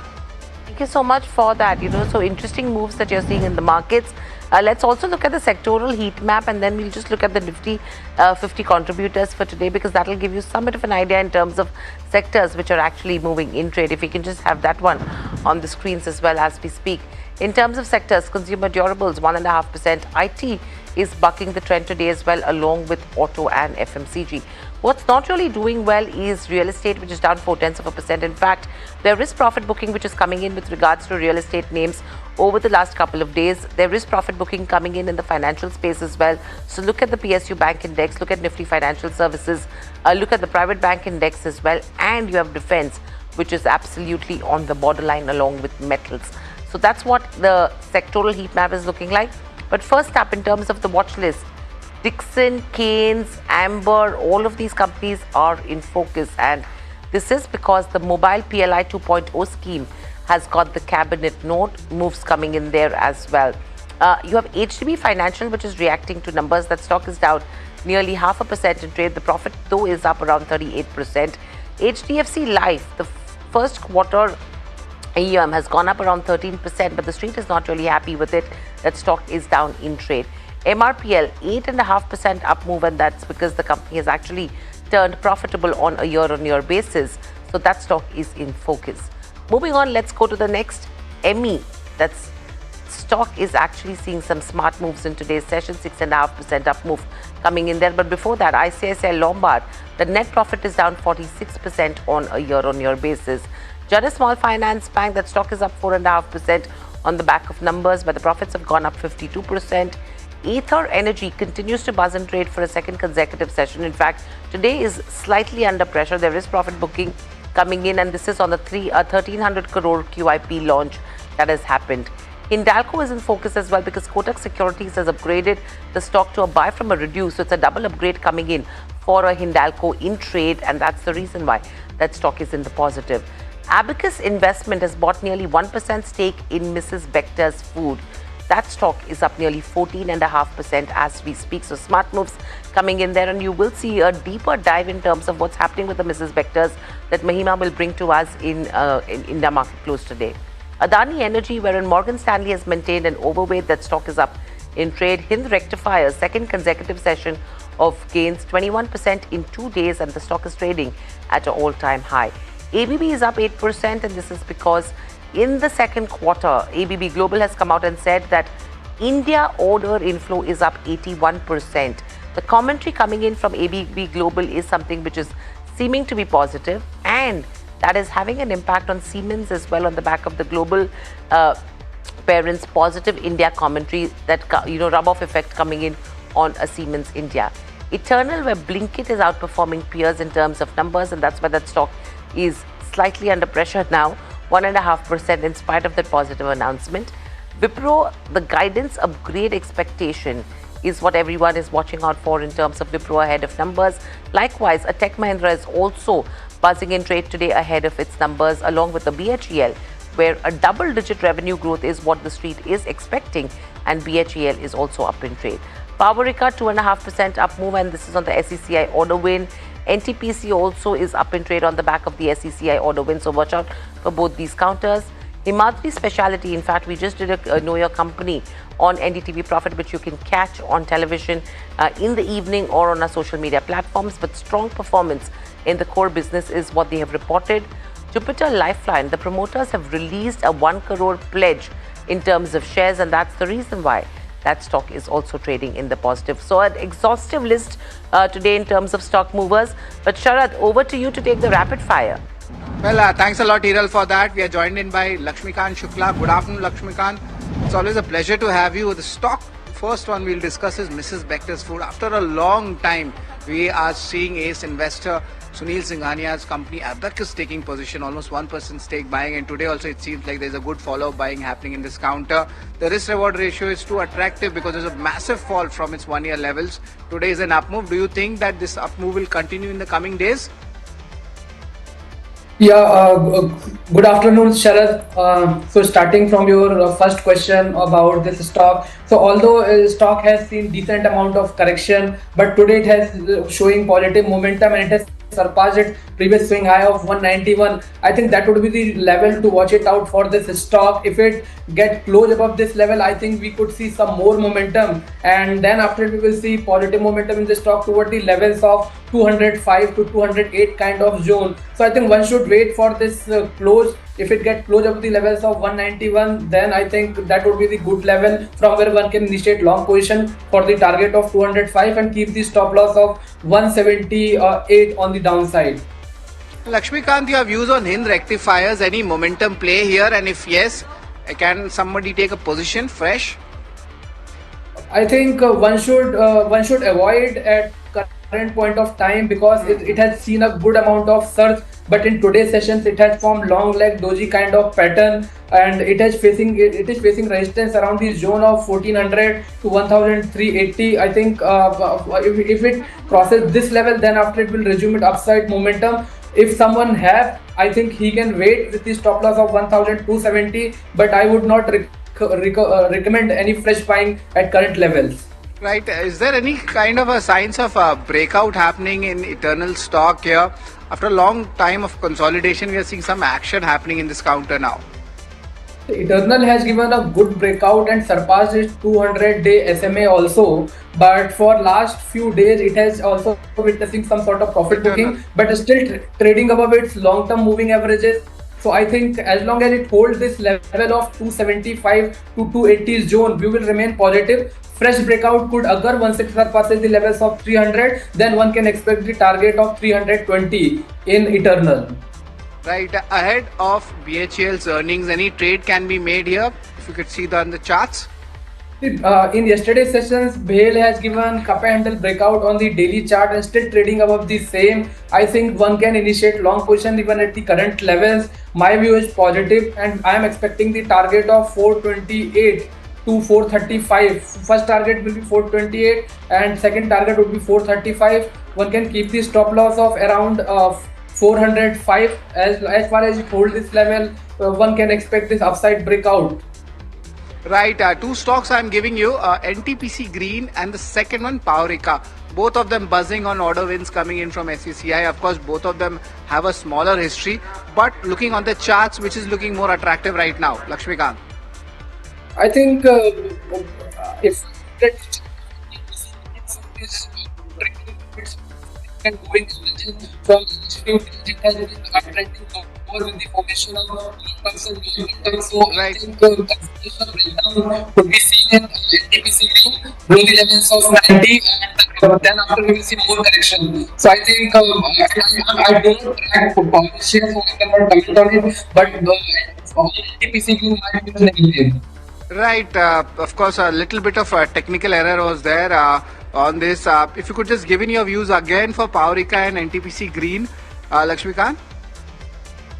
See, NTPC Green is running on its downside move. It has already given a breakdown below the levels of 98, and then after it has still making lower tops and lower bottom. Further breakdown I'm expecting below the levels of 90. From there it could induce some more selling pressure. So my view is negative on NTPC Green, and I do not track Corsia, so I cannot recommend anything about it. Fair enough. That's the end of the rapid fire round. Over to you, Hiral. What are the Google trending stocks suggesting? In fact, in terms of Google trends, again you have a Kusumgar which is trending, which is an IPO which listed yesterday. Smart moves that we saw in terms of yesterday's session as well. And if you pull up that one on the screens right now, 0.5% up move, but that's what is trending so far. So no technical view that we can take on this one. But I think we should be moving to an exclusive story with our colleague Sesha. Now, the Power Ministry has issued the draft CAFE 3 norms which have been proposed for the next fiscal year. My colleague Sesha has the copy with her where she's picking up the exclusive details. What do they point out, Sesha, in terms of the details, and what is the kind of impact that you're looking at? Right. So the Power Ministry has issued the draft CAFE 3 norms proposing to roll out the new fuel efficiency standards from April 1, 2027 for a 5-year period. Now, with the existing CAFE 2 norms are likely to end on March 31st, 2027. Now, what we are given to understand is that the compliance will be assessed in 2 phases, an initial 3-year block followed by a 2-year block. Now, the draft proposes progressively tighter fuel efficiency targets till 2031 to 32, while introducing incentives for cleaner technologies. Now, for the first time, carbon neutrality benefits have been proposed for ethanol, biofuels, and compressed biogas, alongside compliance benefits for approved fuel-saving technologies. Now, the draft also proposes super credits for electric, hybrid, and flex fuel vehicles, credit debit mechanism for automakers, and compliance credit priced at about 2,500 each with an annual 500 rupees increase. Now, manufacturers failing to meet the norms could face penalties. However, the draft also mentions that car makers selling fewer than 1,000 passenger vehicles annually will continue to remain exempt from the proposed norms. Now, just to notify here that the draft is yet to be uploaded on the websites and it's not yet available publicly. It will soon be available for public comment. Okay, so it will soon be available in terms of public comments as well. Let's just pull up all the OEMs over here as well and see what's happening on that end, from a Hyundai to a Maruti Suzuki to a M&M, Tata Motors. Let's pull up all these counters on the screens as well, because EVs and hybrids are the ones that will see benefits. There will be benefits for ethanol and biofuels as well. And there's going to be a credit debit system that will be in place for automakers. Let's pull up a Hyundai. Let's pull up an M&M. And M&M is already trading with gains of 1% and a half. Hyundai is the one which has actually climbed to the day's highest levels, 2.5% coming in there. Hero Moto, no major moves coming in on that counter. But this is interesting because super credits have been proposed for EVs, hybrids, and flex fuel vehicles. And the credit debit system proposed is for automakers to meet targets. Compliance credits are priced at 2,500 rupees each, and will rise by rupees 500 every year. Very interesting story there. Let's get in Tapan Doshi, research analyst at catapan.in as well. Tapan, welcome to the show. Always a pleasure to speak to you. You know, the Power Ministry has issued draft CAFE 3 norms which have been proposed for the next fiscal year. You must have heard my colleague Sesha give out the details as well. How do you see the benefits pouring in, and who could be the beneficiaries according to you? Good afternoon, Hiral. Now, if you see, yes, there is a push from the government. It looks like no, they want to bring the dependency lesser on the oil prices. No, at the end of the day, that is hurting us currently. And now this draft proposal is good for all the OEM. No, especially I think Maruti will be benefited. No, because in hybrid they have a good amount of volume. Again, the M&M and also Tata Motors will be benefited. It is actually good for everyone. And it looks like no next 2 3 years, no more and more regulation will come, which will support EV, hybrid, and all that. Reason is simple, no, that oil dependency we want to bring it down, and from a lot of you can say incentive also coming from many of these car makers. So I think that is good. If you talk about the valuation of most of these players, no, I think they have come down little bit from the top. I think that I know for the long term, if someone is looking for it, they can go for Maruti or M&M. I think that are the two picks. Will I take it for the passenger vehicle? I think they will do well over the time. But yes, good news for the car makers. That's the view coming in from Tapan on that. But another stock, of course, that's buzzing in trade. Much more of a, you could say, a fundamental view coming in from a broking house, Hindalco. What are the key takeaways from this? And do you think like the pricing, the global pricing, is it on the higher side? I feel like alumina prices are on the higher side as well. Yes, Kotak has given their view on that as well. But first, let's start with their view on Hindalco. They've said that they have, first of all, given a double upgrade on the company from their reduced rating earlier to a buy rating now. They've also hiked their target price from 1100 rupees per share to 1120 rupees per share now. According to them, Hindalco is poised for a comeback now with all of its disruptions behind this. They have said that Hindalco will come back to on that growth trajectory because of their normalizations and the growth prospects that the company has, and also their Indian division will join that same growth path from FY28 onwards. About your question on aluminium as well, they've said that the peak deficit is now receding, but the market tightness will still persist, and that is going to aid for the growth of Hindalco going forward as well. So overall, the balance sheet of the company is healthy, and the ongoing capex plans is something that you need to keep on your watch if you're tracking the company, and that's what is going to give them the major boost ahead. Thanks a lot, Pat, for that detailed analysis. And of course, that Oswego plant overhang also might be over for the counter. Tapan, wanted to get your views on the entire space, the ferrous space, as well as Hindalco. Any risk reward ratio being attractive for a medium term or long term basis? Yeah, good afternoon, Sharad. Yes, the stock has already come down little bit, and if you see the demand will be good in future for next 2 to 3 years. Again, the Novelis expansion is progressing. Again, Indian downstream capacity for Hindalco is little growing.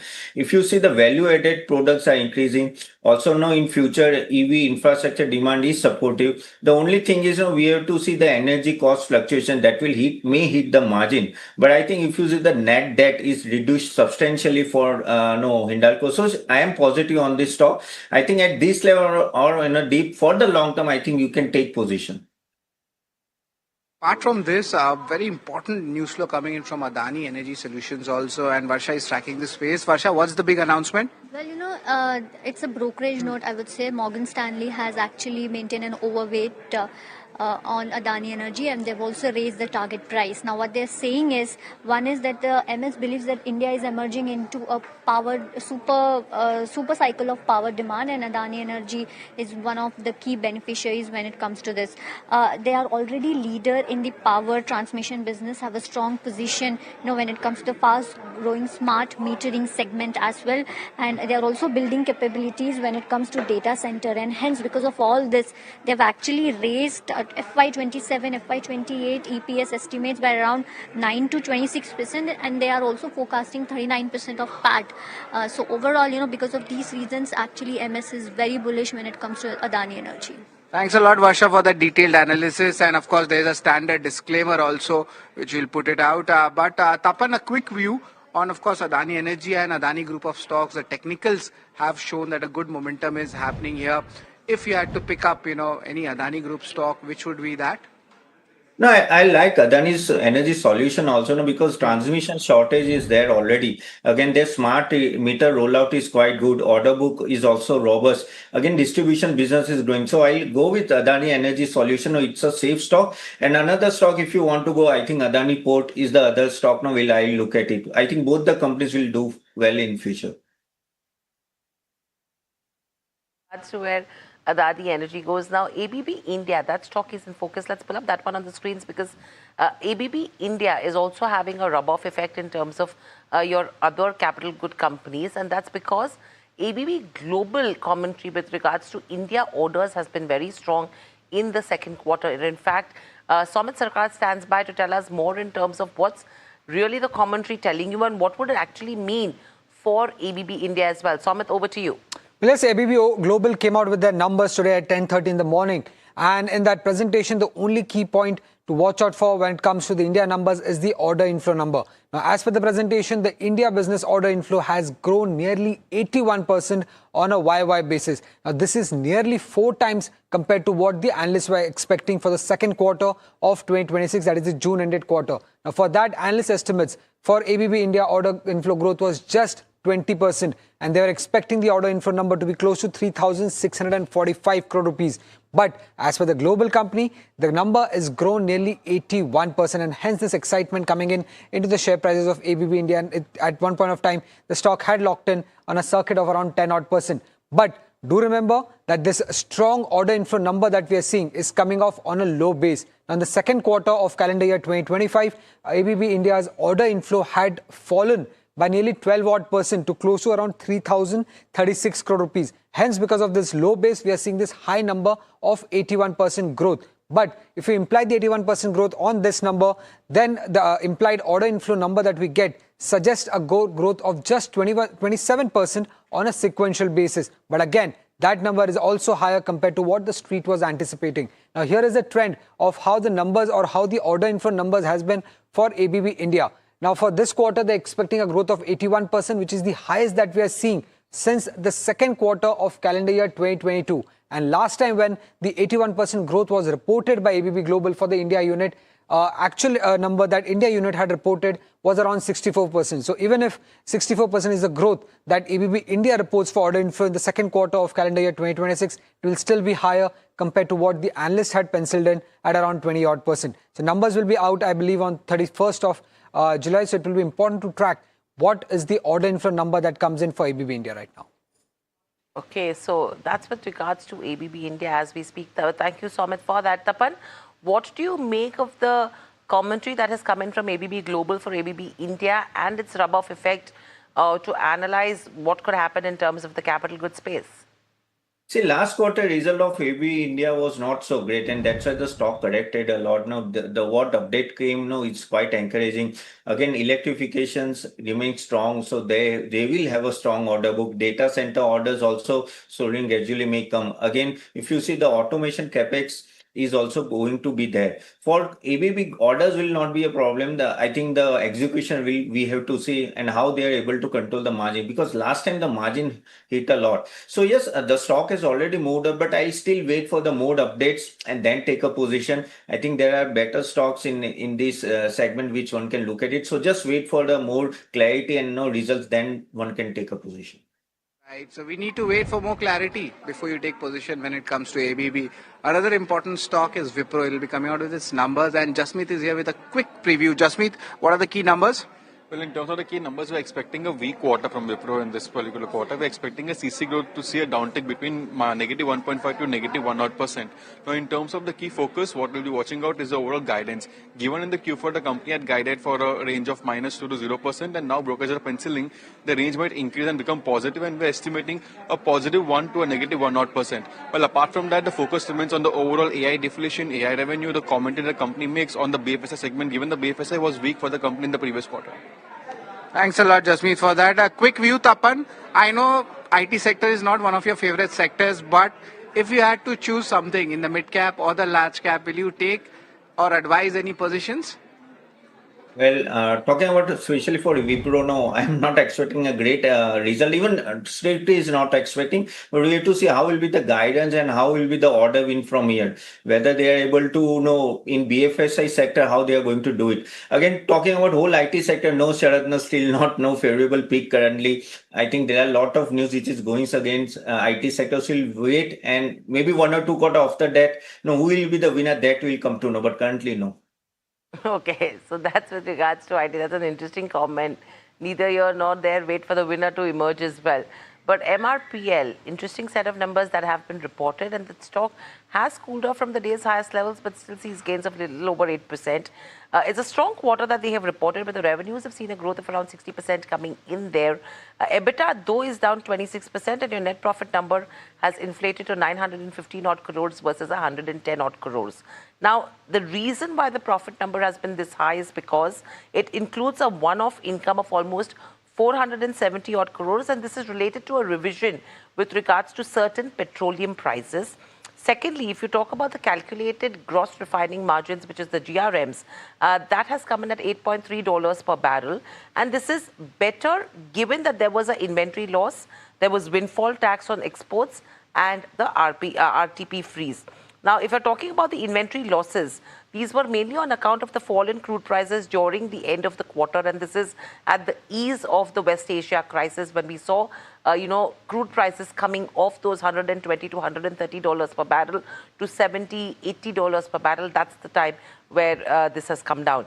Your gross debt has been reduced by almost 2,770 odd crores for our MRPL, and this is only on the back of the strong free cash flow. And this read-through is positive for OMCs as well, because the higher reported GRM for MRPL could actually imply a similar beat for other OMCs as well. So watch out for HPCL, BPCL, IOC. Tapan, quick question.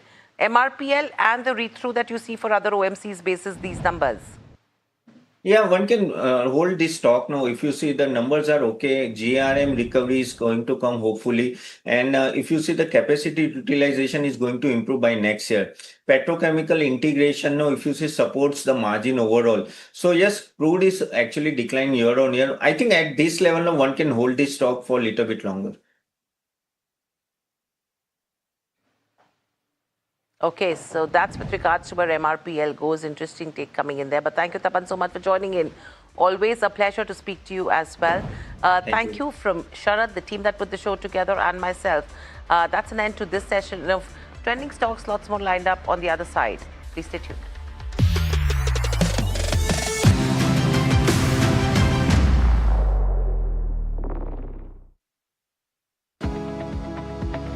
Superstar Stocks of the Day, presented by Tata Azura. हर रास्ते का superstar.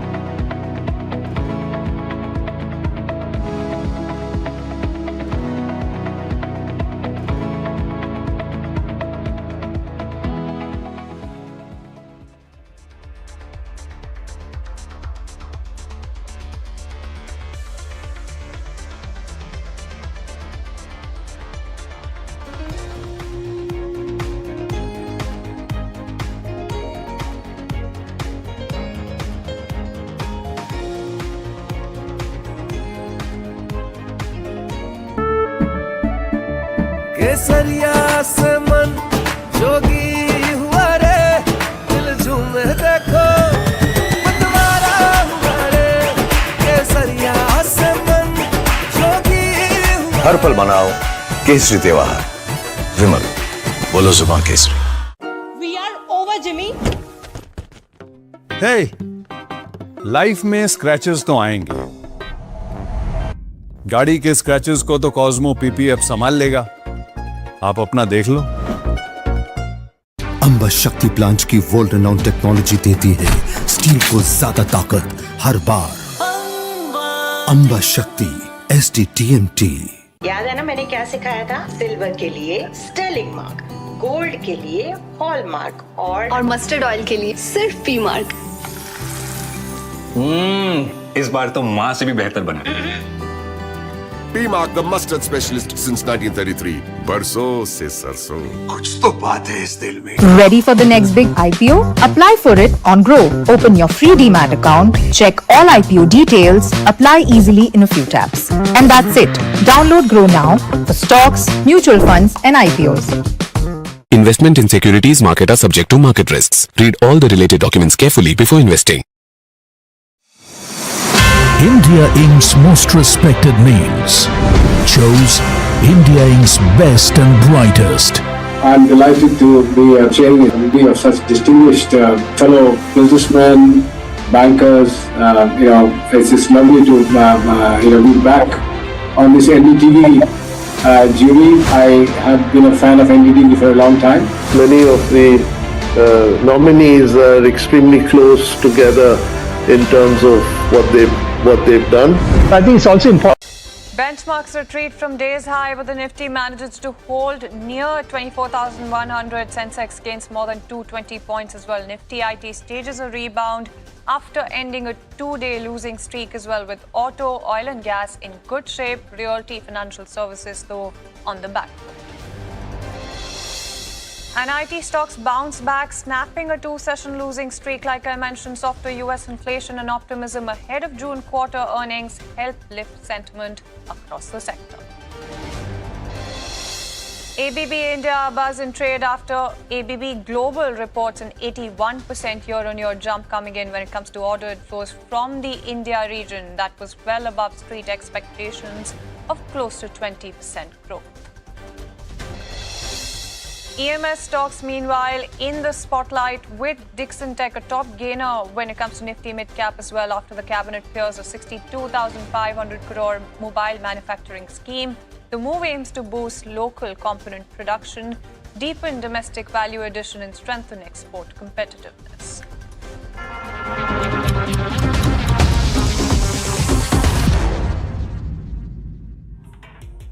Good afternoon, you're watching Lunchtime Trades with me, Shreyansi Singh, and this is the show that gets you a roundup in terms of everything that is happening in the world of commodities, news and updates as well, on the top buzzers at this hour, all while you grab lunch. But before we do that, let's take a very quick look at what the markets are up to right now. And when you talk about Nifty 50 as well, some decent bit of recovery coming in terms of, it's just about, retreated from some of those days highs as well, close to noon, managing to hold up above 24,100, and that's really the key headline that you're picking up when it comes to the markets as well.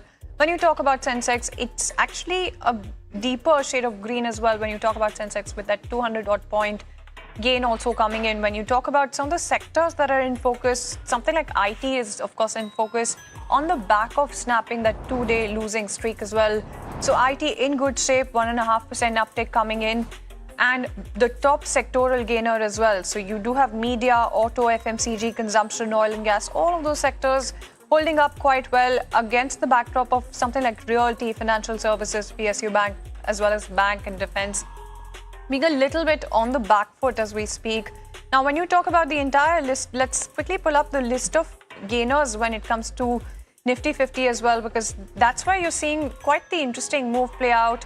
And you do have a bunch of companies that are buzzing away. So something like MRPL, that's a buzz from the broader space, Himadri Specialty Chemicals, some of those counters buzzing away. But when you talk about Nifty 50 as well, some of your IT counters, HCL Tech, Wipro, in great shape right now. Maruti Suzuki also doing quite well for itself. Infosys, TCS, also some of the other counters that make it to the list of Nifty 50 top gainers as well. But when you talk about the top losers, is actually SBI Life, Eternal, Shriram Finance, some of those counters that are a little bit on the back foot as we speak. Now, like I mentioned, it's actually something like a Himadri Specialty Chemical, and we talk about some of those stocks in greater detail later as well. But some of those order wins, ABB India on the back of optimistic outlook coming in when it comes to the global entity. That is one counter that is buzzing away in trade with that 6.5% thereabout uptick also coming through. So bunch of those counters that are in focus right now, and we'll talk to you about some of them a little later as well. But, as we do that, let's also put the spotlight right back where it is in terms of a sectoral basis as well. It's actually Nifty IT that is very much in the focus right now. And when you talk about some of the counters as well from within this entire space as well, as you can very clearly see, it's actually HCL Tech, Wipro, as well as Infosys, TCS, all of those counters that are doing quite well for themselves. Same can be said about something like a Tech Mahindra as well. And you do have the numbers that are going to be coming out when it comes to this particular counter. In fact, Jasmeet is standing by with an update in terms of what to be penciling in when it comes to the Q1 numbers. Well, thank you for that. In terms of the key numbers, we're expecting a better than flattish quarter for this particular counter. If you look at the key revenue, we're expecting the revenue to see an uptick of nearly 2% while the EBIT could rise nearly 4%. And the margin becomes a key watch out given the company is targeting a 15% margin band by FY27 by the end of this year, and currently they have reached the 13% mark. So margin will be a key focus in this quarter, and the fourth one will be net profit, which is expected to rise by 18%. In terms of the key things to watch out for, first will be the CC growth. While we are penciling in a CC growth anywhere between 1.3 to 1% in this particular quarter, that is on the back of that recent deal ramp up that the company has done. Now, in terms of the overall revenue, Seat is confident that the company will reach the 15% mark by the end of FY27.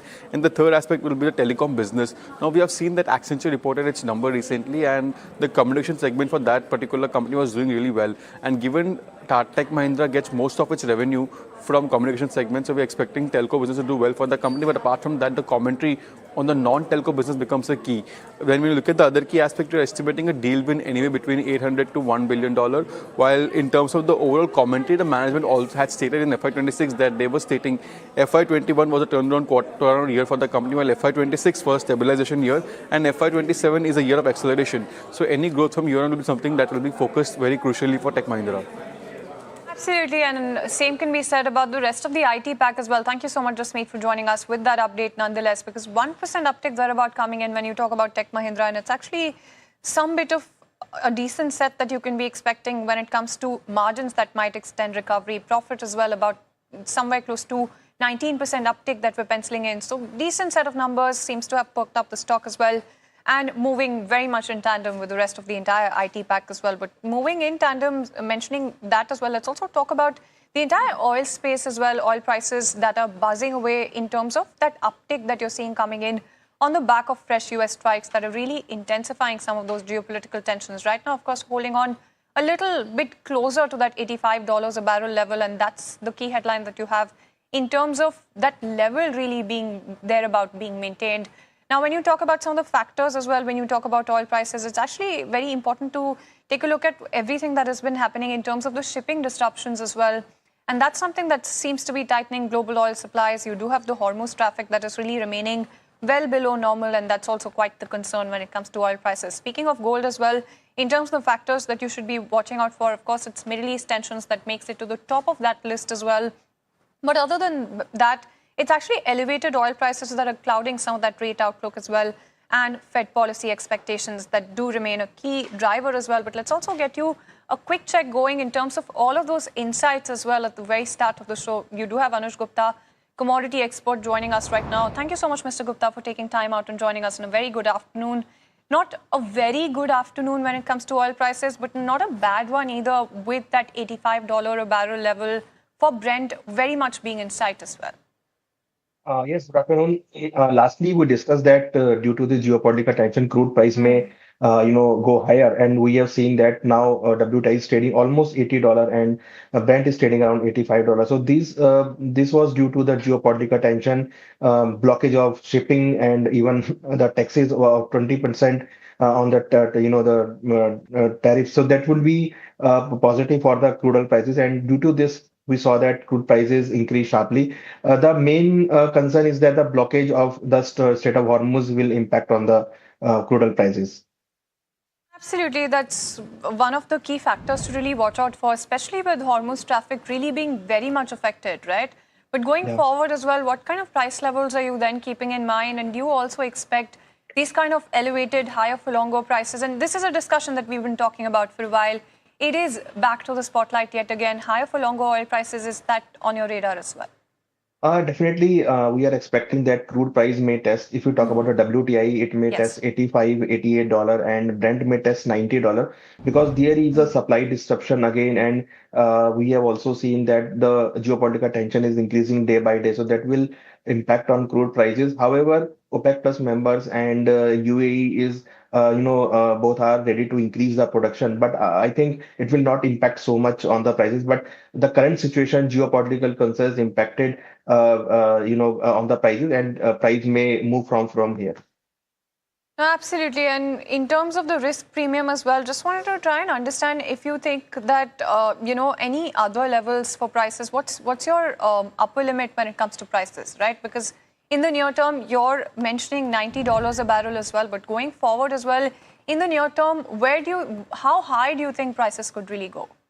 See, I'm not expecting above $90 because Okay. US is also very keen about their inflation because recently we saw two important data, CPI and PPI of the US, which came on a very softer note. I think, and Mr. Donald Trump don't want to increase the inflation in the US economy. So probably, I think $90 would be the higher level where we can see some profit booking in crude oil prices because OPEC Plus members and UAE they are also ready to increase the production. So that will also impact on $90 level. So on a maximum side, I'm not expecting more than $90 per barrel levels.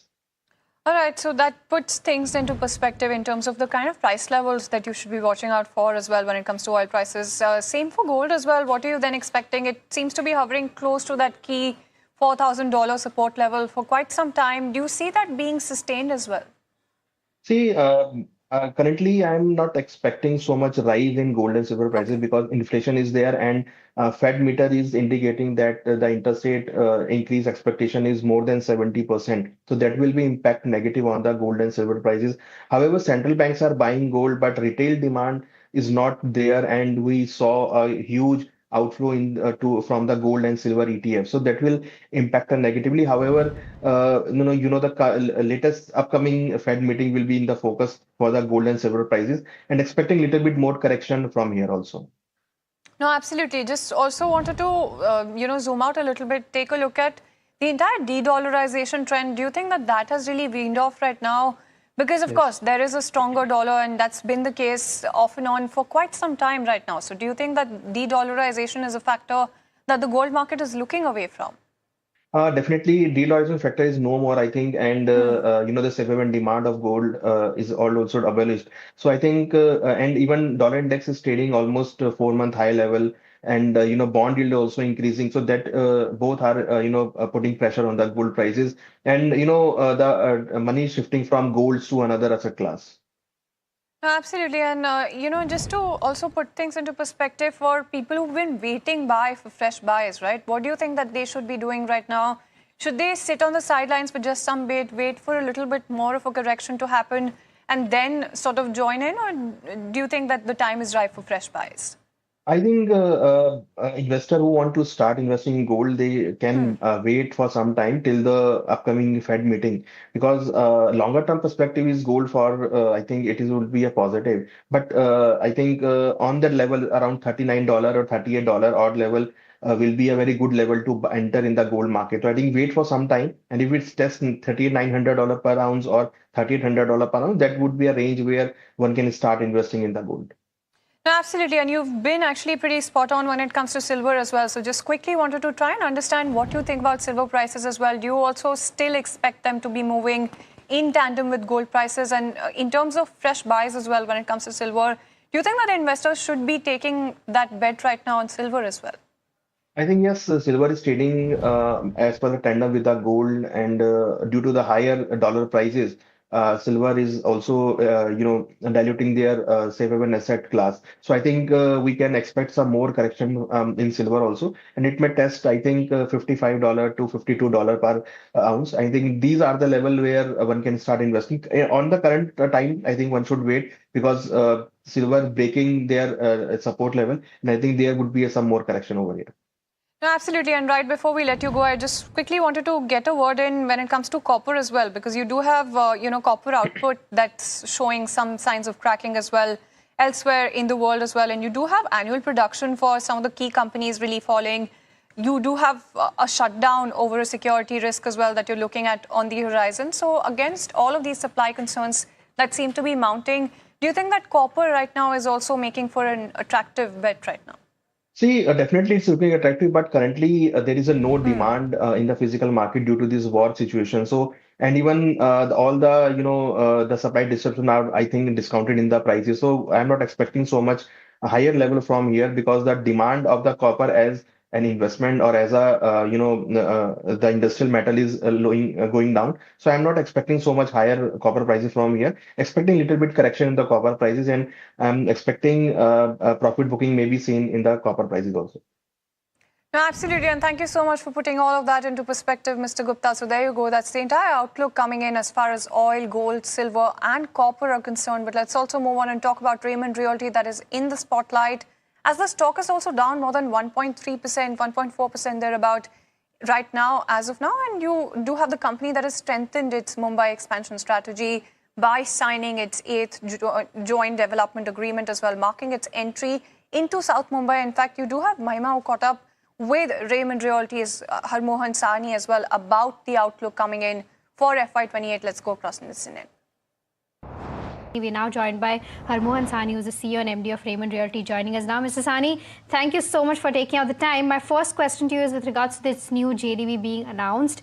It has a GDV of around 8,500 crores. Give us more perspective as to how this is going to progress. What are the timelines looking like, and in terms of what audience is this catering to? Thank you for having me on the show. It's always a pleasure. And the project that we are talking about, that's our 8th joint development project that we have signed. The location is in Parel. It's an 11-acre piece of land, very, very prime, with excellent sea views and connectivity to the infrastructure in the city. Atal Setu is barely a 10-minute drive away. You can get to BKC, Lower Parel, all these employment hubs which are there. It's about 200-300 meters from Eastern Express Highway. So connectivity, social infrastructure, the views, the extent of the land is fabulous. So it lends itself to a very nice and large development that we can do. It will be about 17 lakh square feet of carpet area that we will be developing over the next few years on this piece of land. In terms of product that we are going to put over here, our most premium offering will be put here. So it will be a combination of our two brands, Address by GS and Invictus by GS. So you can expect a stellar development from us, something which the market has not seen before. The kind of target audience that this project has are senior professionals, businessmen, people who are self-employed. That's really going to be the TG. The ticket size of these apartments will range between 8 to 15 crores is what our current thought process is. Okay. And we are expecting this project to be launched in the next 18 months or so, because we have to do the retail planning, and the approval process will take about 12 to 18 months. Mrs. Sahni, this Parel project is one of your biggest JDAs outside of Thane, right? So I just want to understand that how does this make it strategically, first of all, very important, and what is the meaningful cash flow that you're expecting from this project? I'm talking about this from a long-term perspective. Once it comes into working, what is the kind of cash flows that you're expecting from this? See, the project is very important for us, and it's significant because it marks our entry into South Bombay, Midtown area. Right. And we didn't have a project in that area so far. And this is the right kind of entry for a brand like Raymond, a large exposure like this. As far as cash flows are concerned, the top line of the project is about 8,500 crores. It will get realized over the next 7 to 8 years completely. We are expecting that we will be executing this project in 2 phases. First phase should get done in about 5 years' time from the start of the project, and the entire project should take about 7 to 8 years to complete from the start of the project. So that entire cash flow will get realized over that period of time. As far as the margin profile is concerned, which is what the equity which remains with us, once the project is executed and we've spent all the relevant costs for the project, is upward of 20% for us. So that's how the cash flow should play out over the next few years. Got it. The other part, and correct me if I'm wrong here, Mr. Sahni, that your portfolio GDV has now crossed over that 52,000 crore mark, right? So in the next 3 to 5 years, what is the target portfolio size that you have in mind? And in terms of the growth, how will that be broken down between JDAs and with regards to the Thane Land Bank? So That's a very interesting question that you asked. It's not very easy to answer. And I'll make an attempt to answer that.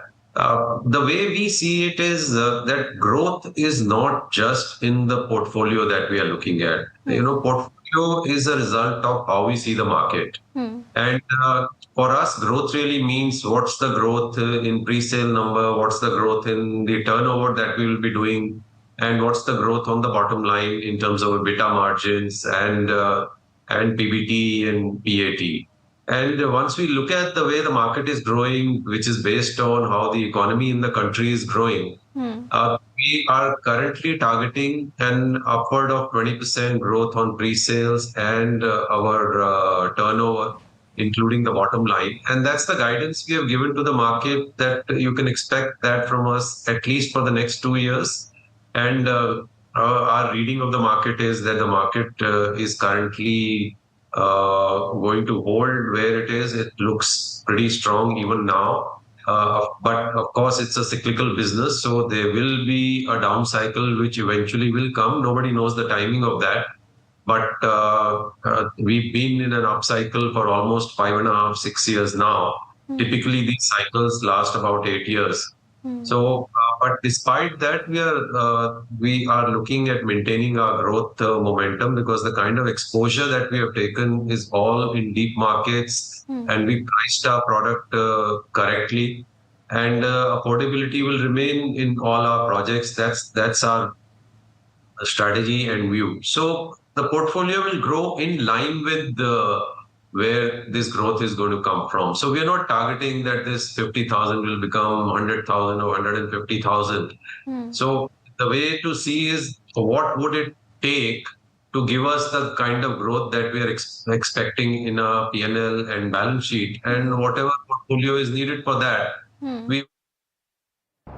All right, then that's the management of Raymond Realty also talking about their growth roadmap. But let's also move on and talk about Wipro as well. That's going to be in the spotlight on the back of its numbers. Let's also get in Jasmeet yet again to also help us pencil in what to be expecting when it comes to Q1 numbers.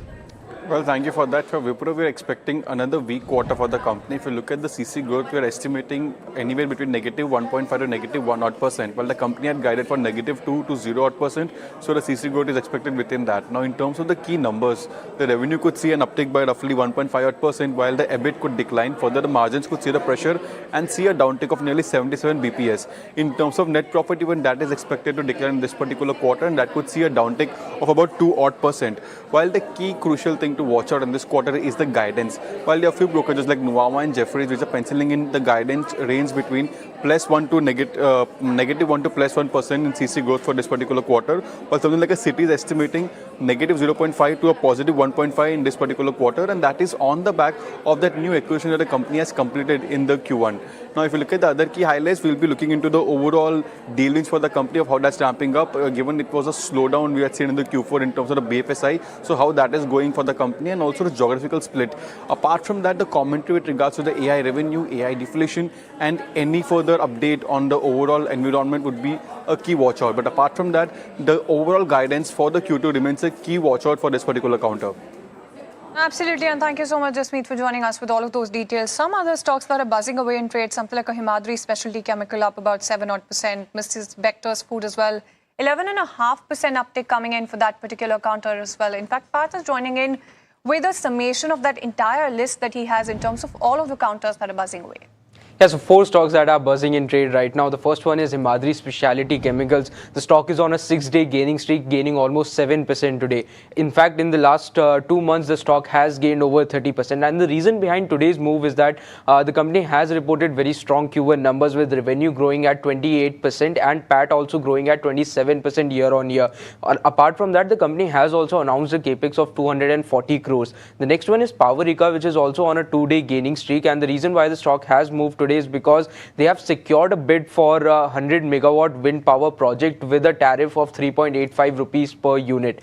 The next one is Mrs. Bector's Food, which is also on a two-day gaining streak, gaining over 12% today. The stock has hit the highest level in the last 2 months, witnessing the biggest single-day gain since February 2026. And the reason behind today's move is that Bacchus Investment has bought 29.74 lakh shares in the company, which almost implies a 1% stake as well. The last one is Jupiter Lifeline Hospital, which is on a 4-day gaining streak, up over 3.5% today, and the stock has hit the highest level since November 2025, gaining almost 22% in the last 24 sessions. The reason behind the move is that promoters have released a pledge of 1 crore shares in the company. So these are the 4 stocks that you should have on your watch list today.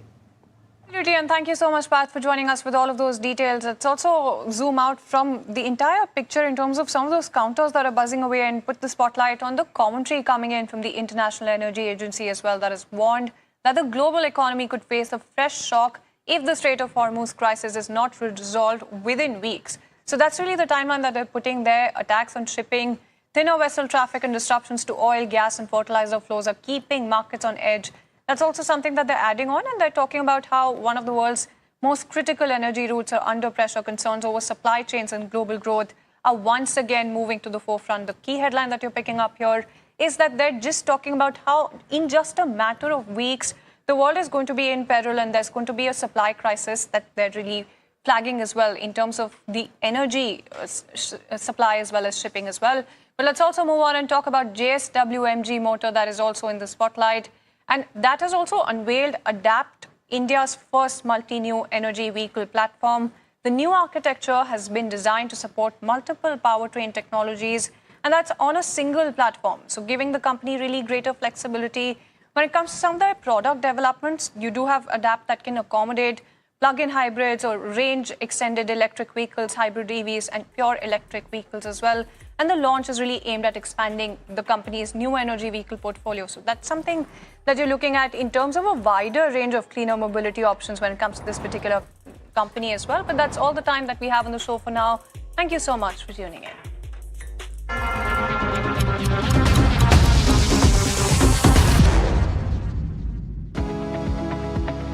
Superstar Stocks of the Day, presented by Tata Azura. हर रास्ते का superstar.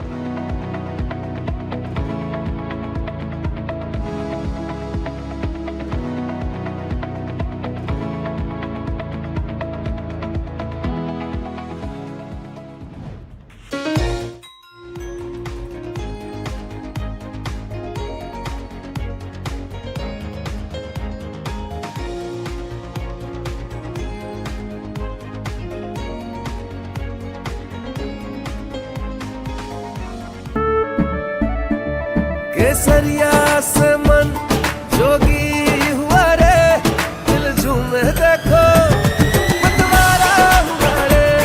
केसरिया से मन जोगी हुआ। हर पल मनाओ केसरी त्योहार, विमल बोलो जुबान केसरी.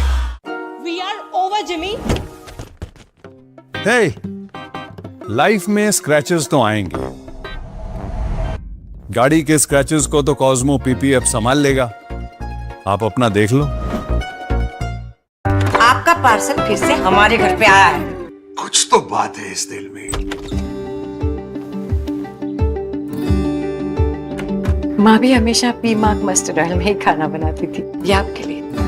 कुछ तो बात है इस दिल में. PMark, the mustard specialist since 1933. Ready for the next big IPO? Apply for it on Grow. Open your free DMAT account, check all IPO details, apply easily in a few taps. And that's it. Download Grow now for stocks, mutual funds and IPOs. Investment in securities market are subject to market risks. Read all the related documents carefully before investing. India Inc.'s most respected names chose India Inc.'s best and brightest.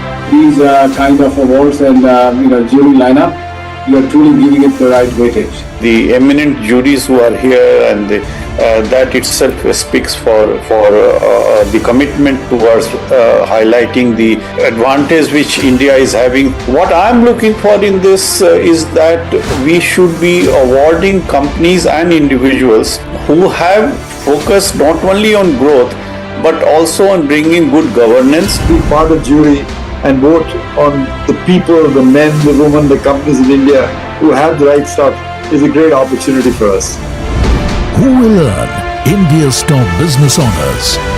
Find out at the NDTV Profit Business Leadership Awards. India's unshakable news habit. NDTV.com is India's #1 English news website.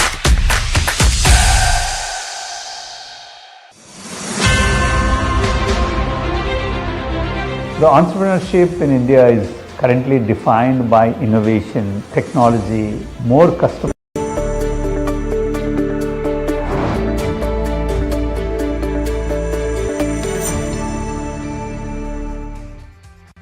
Good afternoon, you're watching Small Cap Bazaars on NDTV Profit with me Somit Sarkar and my co-anchor Varsha. In the next half an hour, we'll take you through the most important small cap stocks that have been buzzing in trade either on the back of price or volumes. This time we'll be speaking with a couple of managements. Firstly is the Tembo Global Management. Now the key talking points here with the management would be what are they doing with their defense manufacturing ramp up, what's the timing, what is the revenue visibility coming here. Also when it comes to the solar segment, when are they looking to commission the solar power, is it on schedule, what is the amount of capex that they're looking to do, and also when it comes to their international JV traction, how has that been. A lot of talking points when it comes to Tembo Global. Also, we'll be speaking with the management of Advait Jewels. Now, this stock has been buzzing off late, around 17% up in the last 5 trading sessions. What are their expansion plans into the B2C retail, and how are they looking to overall their expansion plans? Because they plan to add nearly 30 showrooms over the next 3 years across India. And then we'll be also addressing a couple of stocks like Aris Infra. Recently, the company has announced an order win of close to 79 odd crore rupees. Today, the move that we saw in the counter was its biggest single-day gains since Feb 2026, and the stock has also snapped its 4-day losing streak. And lastly, when it comes to Cyan DLM, that stock has jumped to its highest level since Jan 2025. Gains of over 25% is something that we have seen in July so far. And is there some relation with the PLI schemes that the government of India has announced? Could Cyan DLM be also a beneficiary of that? Is something that we'll try to decode with our fundamental guest on the show today. Now, if you look at the market, Nifty has largely been consolidating in the range of around 24,200 to 24,100. 24,190 acted as a resistance for the benchmark, and 24,000 is acting as a support. Today at the day's lowest point is something that we are looking at when it comes to the Nifty 50.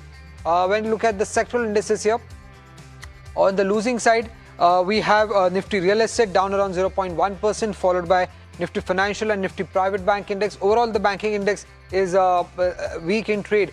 Some profit booking coming in here. On the gaining side is the Consumer Durable and Nifty IT, which have been on the gaining side up around close to around 1% odd. But when it comes to the small cap index, Varsha, which are the key stocks here buzzing?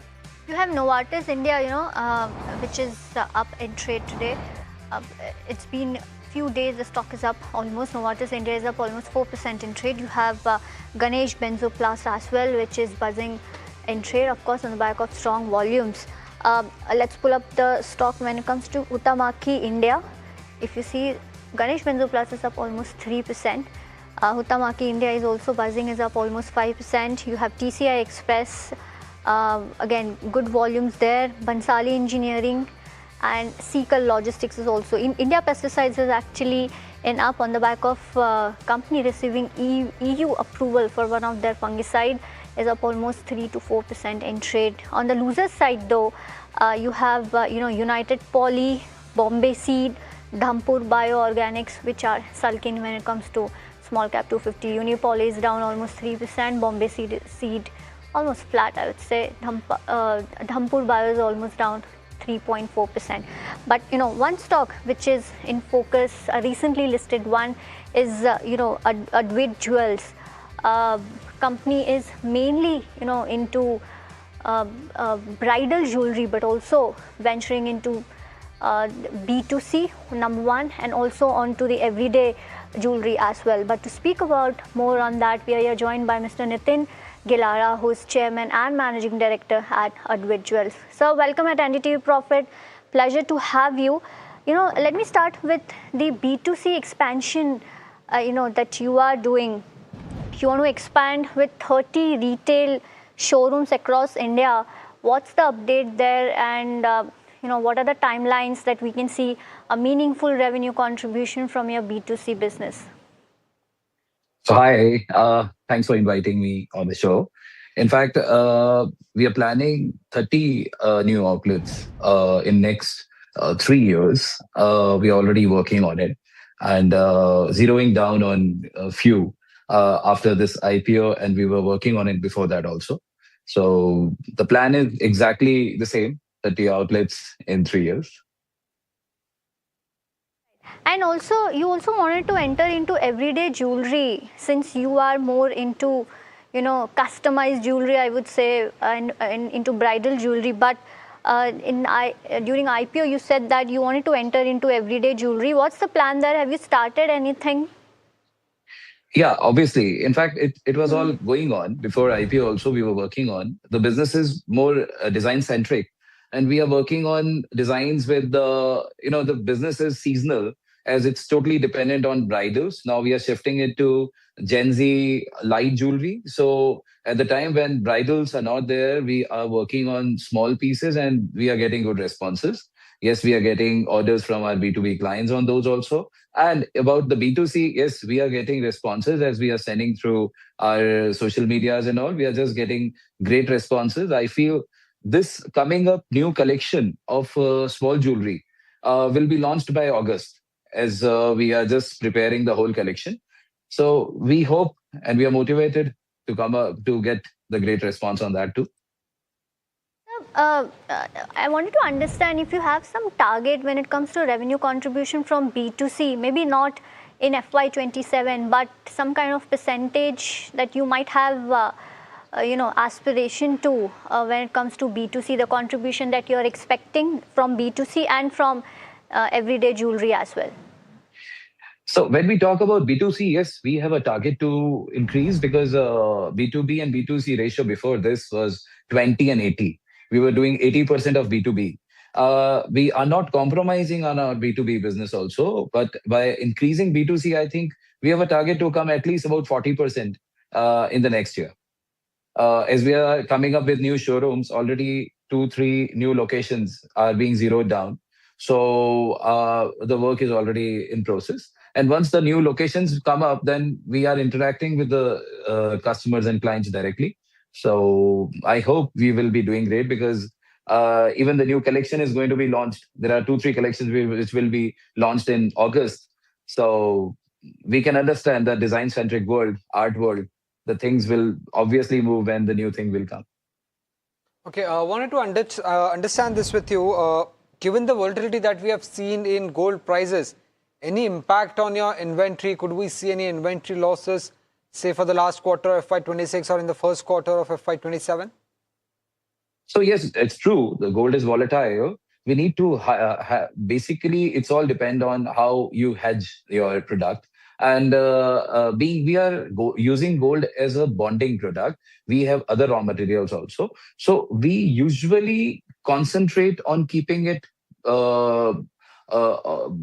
hedged, so it don't affect our margins.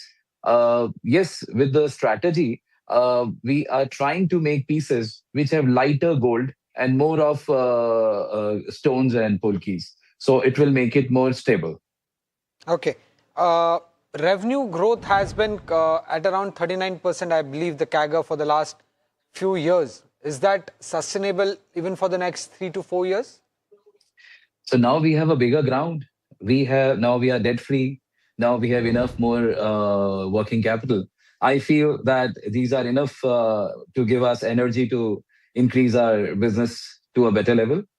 I think it will be better than before. One look at the margins. What is the sustainable range, if you could give some?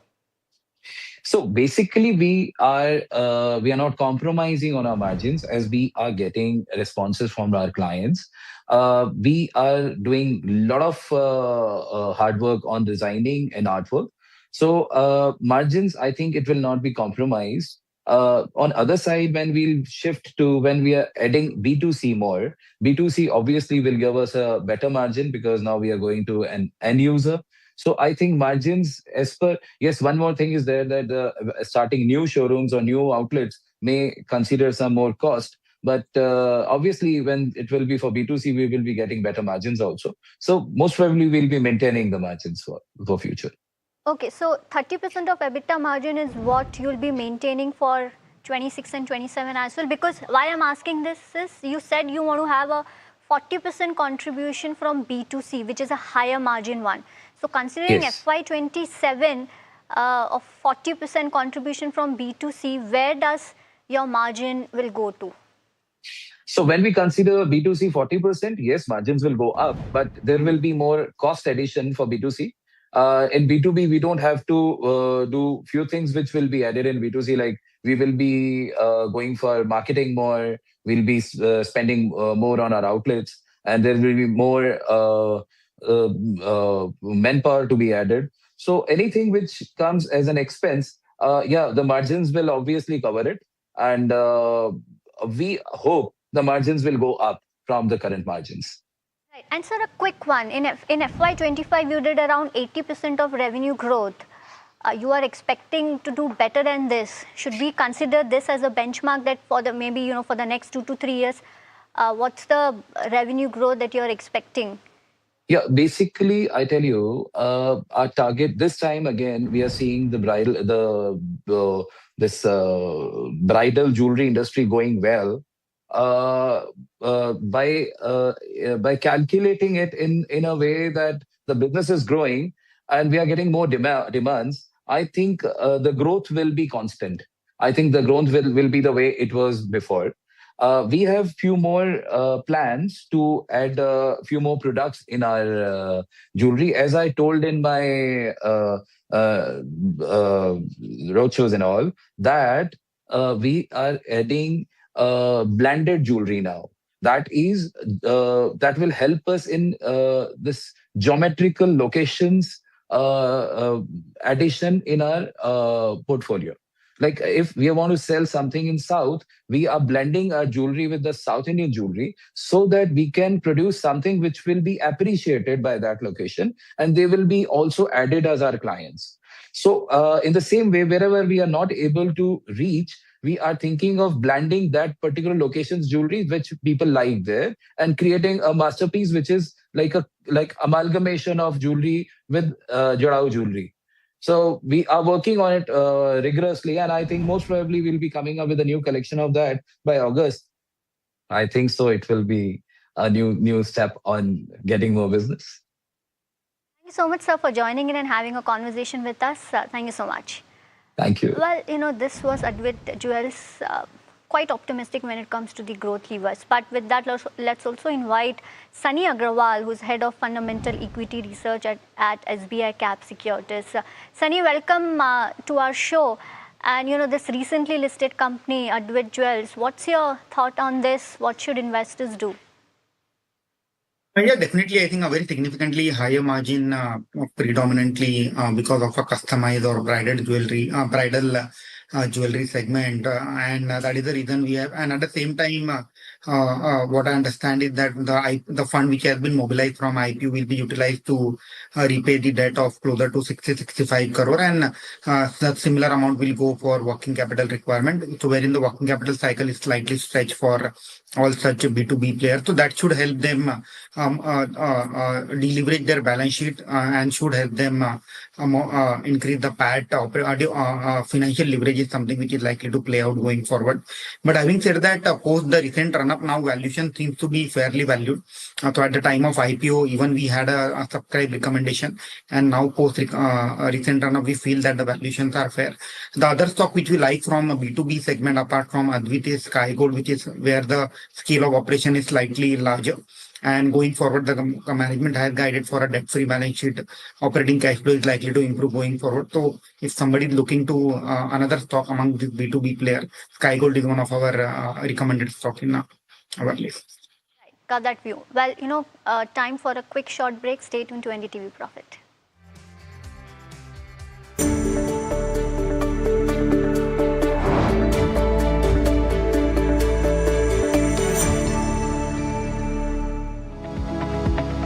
Superstar Stocks of the Day, presented by Tata Azura. हर रास्ते का superstar.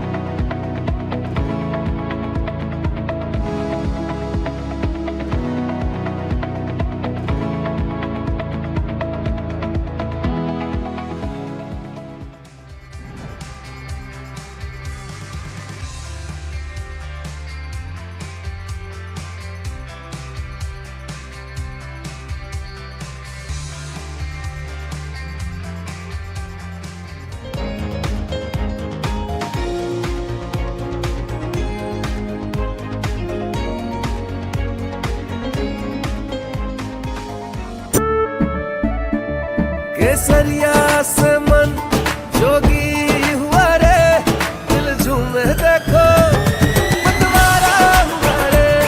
केसरिया से मन जोगी हुआ। हर पल मनाओ केसरी त्योहार. विमल, बोलो जुबान केसरी. We are over, Jimmy.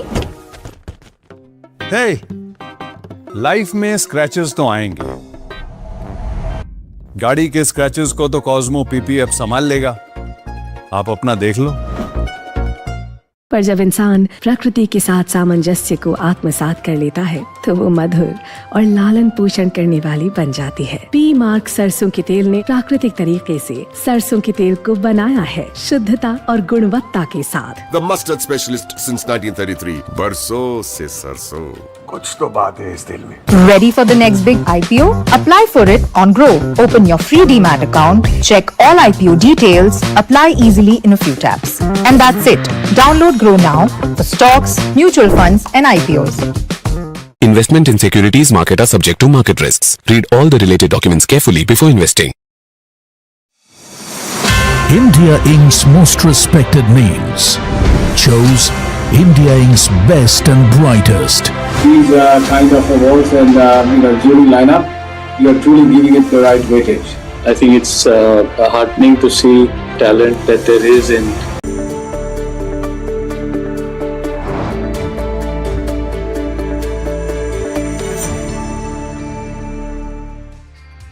Welcome back. You're watching Small Cap Bazaars. Let's welcome in the next management on the show, Sanjay J. Patel, Managing Director of Tembo Global Industries.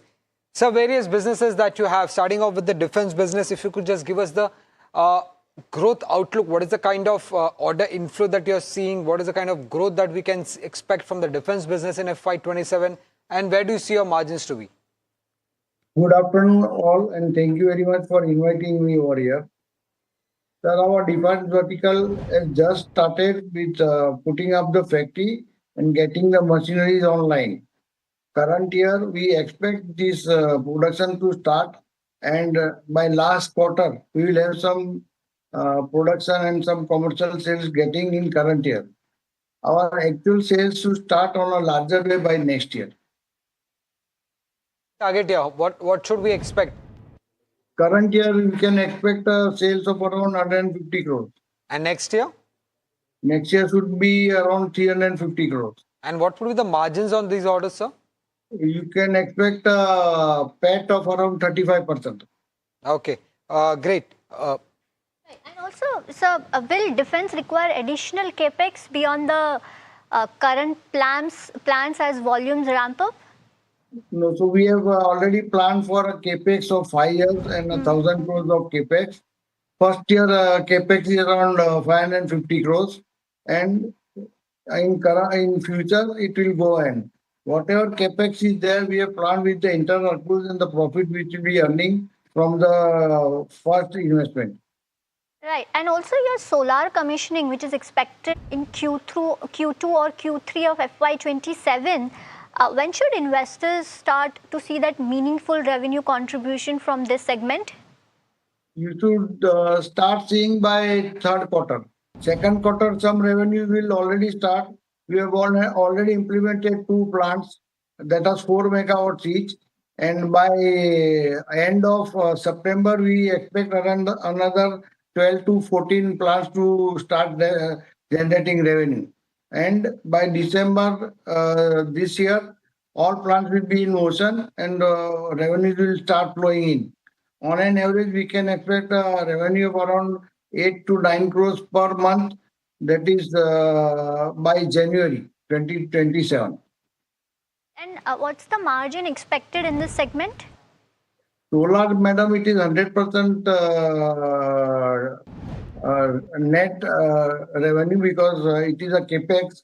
And overall, if you see, there is a net profit around 40% per annum. Sir, for 2030, your revenue target is 20,000 crore rupees. FY26, your revenues were 1,000 crore. 20x growth in 4 years. Yes. What is it that will drive the growth? And how are you so confident that you will be able to do 20 times growth in the top line front in just 4 years?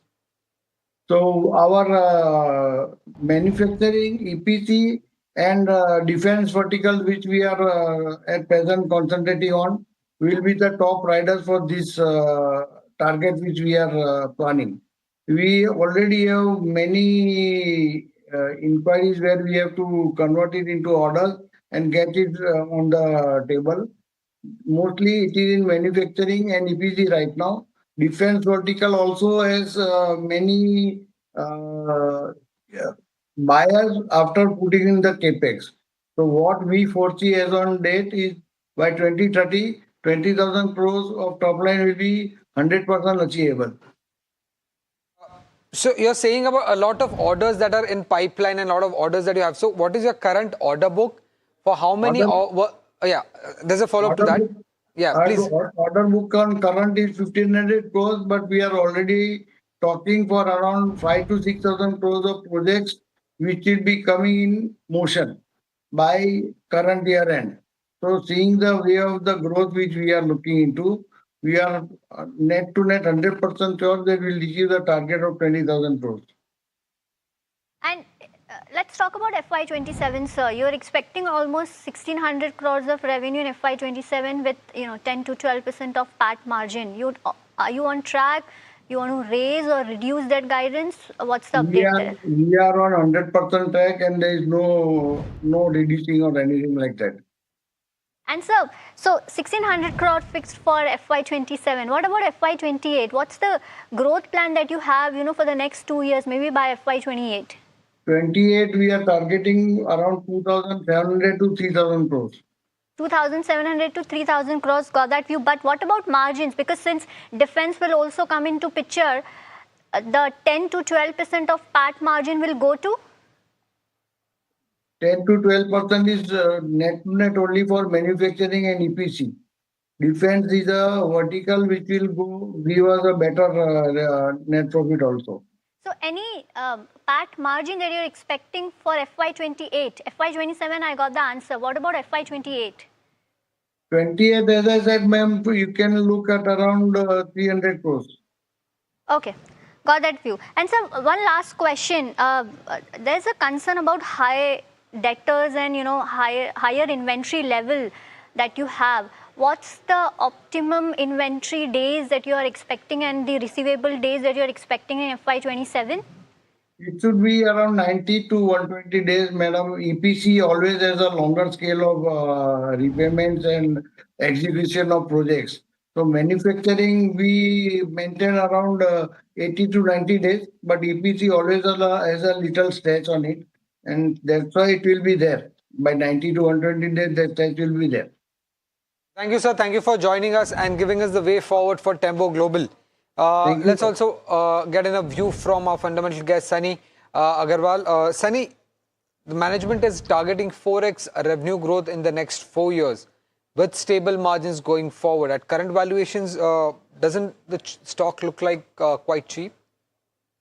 Yeah, definitely. I think 1,000 crore market cap number and the kind of guidance which management has given seems to be, stock is trading reasonably cheap, but only word of caution over here is the working capital cycle. So the operating cash flow continue to remain negative since last 3 years, and that is predominantly on the back of deterioration in the working capital days, which has been increasing consistently since last 2-3 years. So again, a high growth company with an execution risk, that is something which investors need to keep in mind. So maybe can be part of your portfolio, but you need to keep on tracking the development every quarter, especially pertaining to the cash flow generation, which is one of the key aspects for business to sustain in a longer run. Right, got that view. Well, thank you so much, Sunny, for joining in and having a discussion with us. Pleasure to have you. Thank you so much. Well, with that, let's pull up the stock Scient DLM. The stock is actually buzzing, has seen highest levels since Jan 2025, gains of around 25% in July so far. But what's the reason for today's spike? We have Shivam to give us more details on that. Yes, the stock has been seeing a strong momentum in today's session, and there are few recent developments that has been happening in the EMS sector, such as the Union Cabinet has approved around 1.27 lakh crores of investment outlay for India's semiconductor mission, and they has also approved a mobile manufacturing scheme with an outlay of around 62,500 crores. Now, as Scient DLM is into active design and manufacturing services, it is expected to benefit from this exposure too. Now, moving on to the key focus for FY26 and 27, the company has mentioned that they will strengthen the go-to-market structure across the key geographies and domestic markets too. Also, they will improve on their build-to-specifications segment offerings. In terms of expansion, the company is looking forward to expand in automotive and Indian defense industries, and also will invest in the AI infrastructure market. Apart from this, there are also few key positive factors for the company, such as the order intake of the company has been at record levels of 1.5 times for FY26 revenues,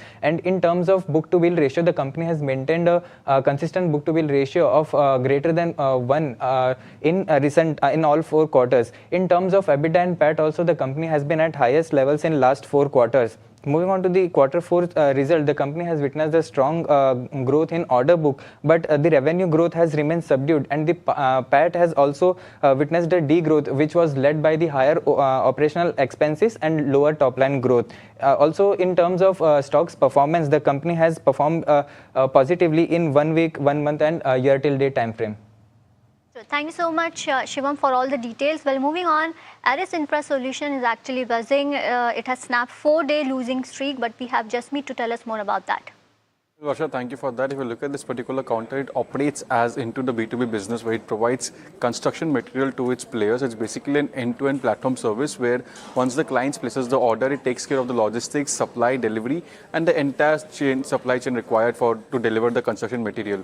Now, in terms of the performance, the stock has been tanking over last 5 days, 6 months, 1 year, and even over last 6 months as well. And stock is down about 30% over last 1 year. If you look at today's gain, the stock is buzzing on the back of the recent order win. The company has received an order worth to be 79 odd crore, and this order is from a JV with NCC. And now order is to provide work and to do work with regards to the overall logistics, loading, transportation, and disposal of the evacuation material. Now, in terms of other key highlights for this particular counter, the overall FY26 was a strong year for the company, where the company saw a growth of nearly 39 odd %, and even the overall EBITDA doubled in the FY26. In terms of the profit, that became roughly at 56 odd crore versus earlier of 6 odd crore. So we're seeing a jump coming in for this particular counter. In terms of the guidance, which becomes a key crucial for FY27, management expects a growth rate between 35 to 40 odd % for FY27, and they remain strong with regards to its rates. Thank you so much, Jasmeet, for all the details. But viewers, this is all the time that we have on this edition of Small Cap Bazaar. Stay tuned to NDTV Profit.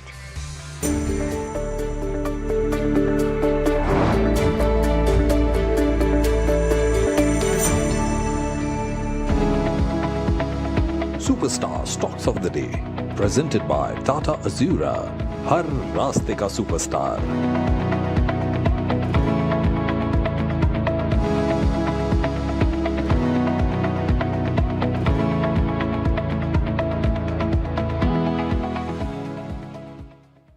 AU savings account में मिलते हैं amazing benefits, paperless banking and higher interest, वो भी हर महीने. Money money money money every month. सोच बदलो और बैंक भी.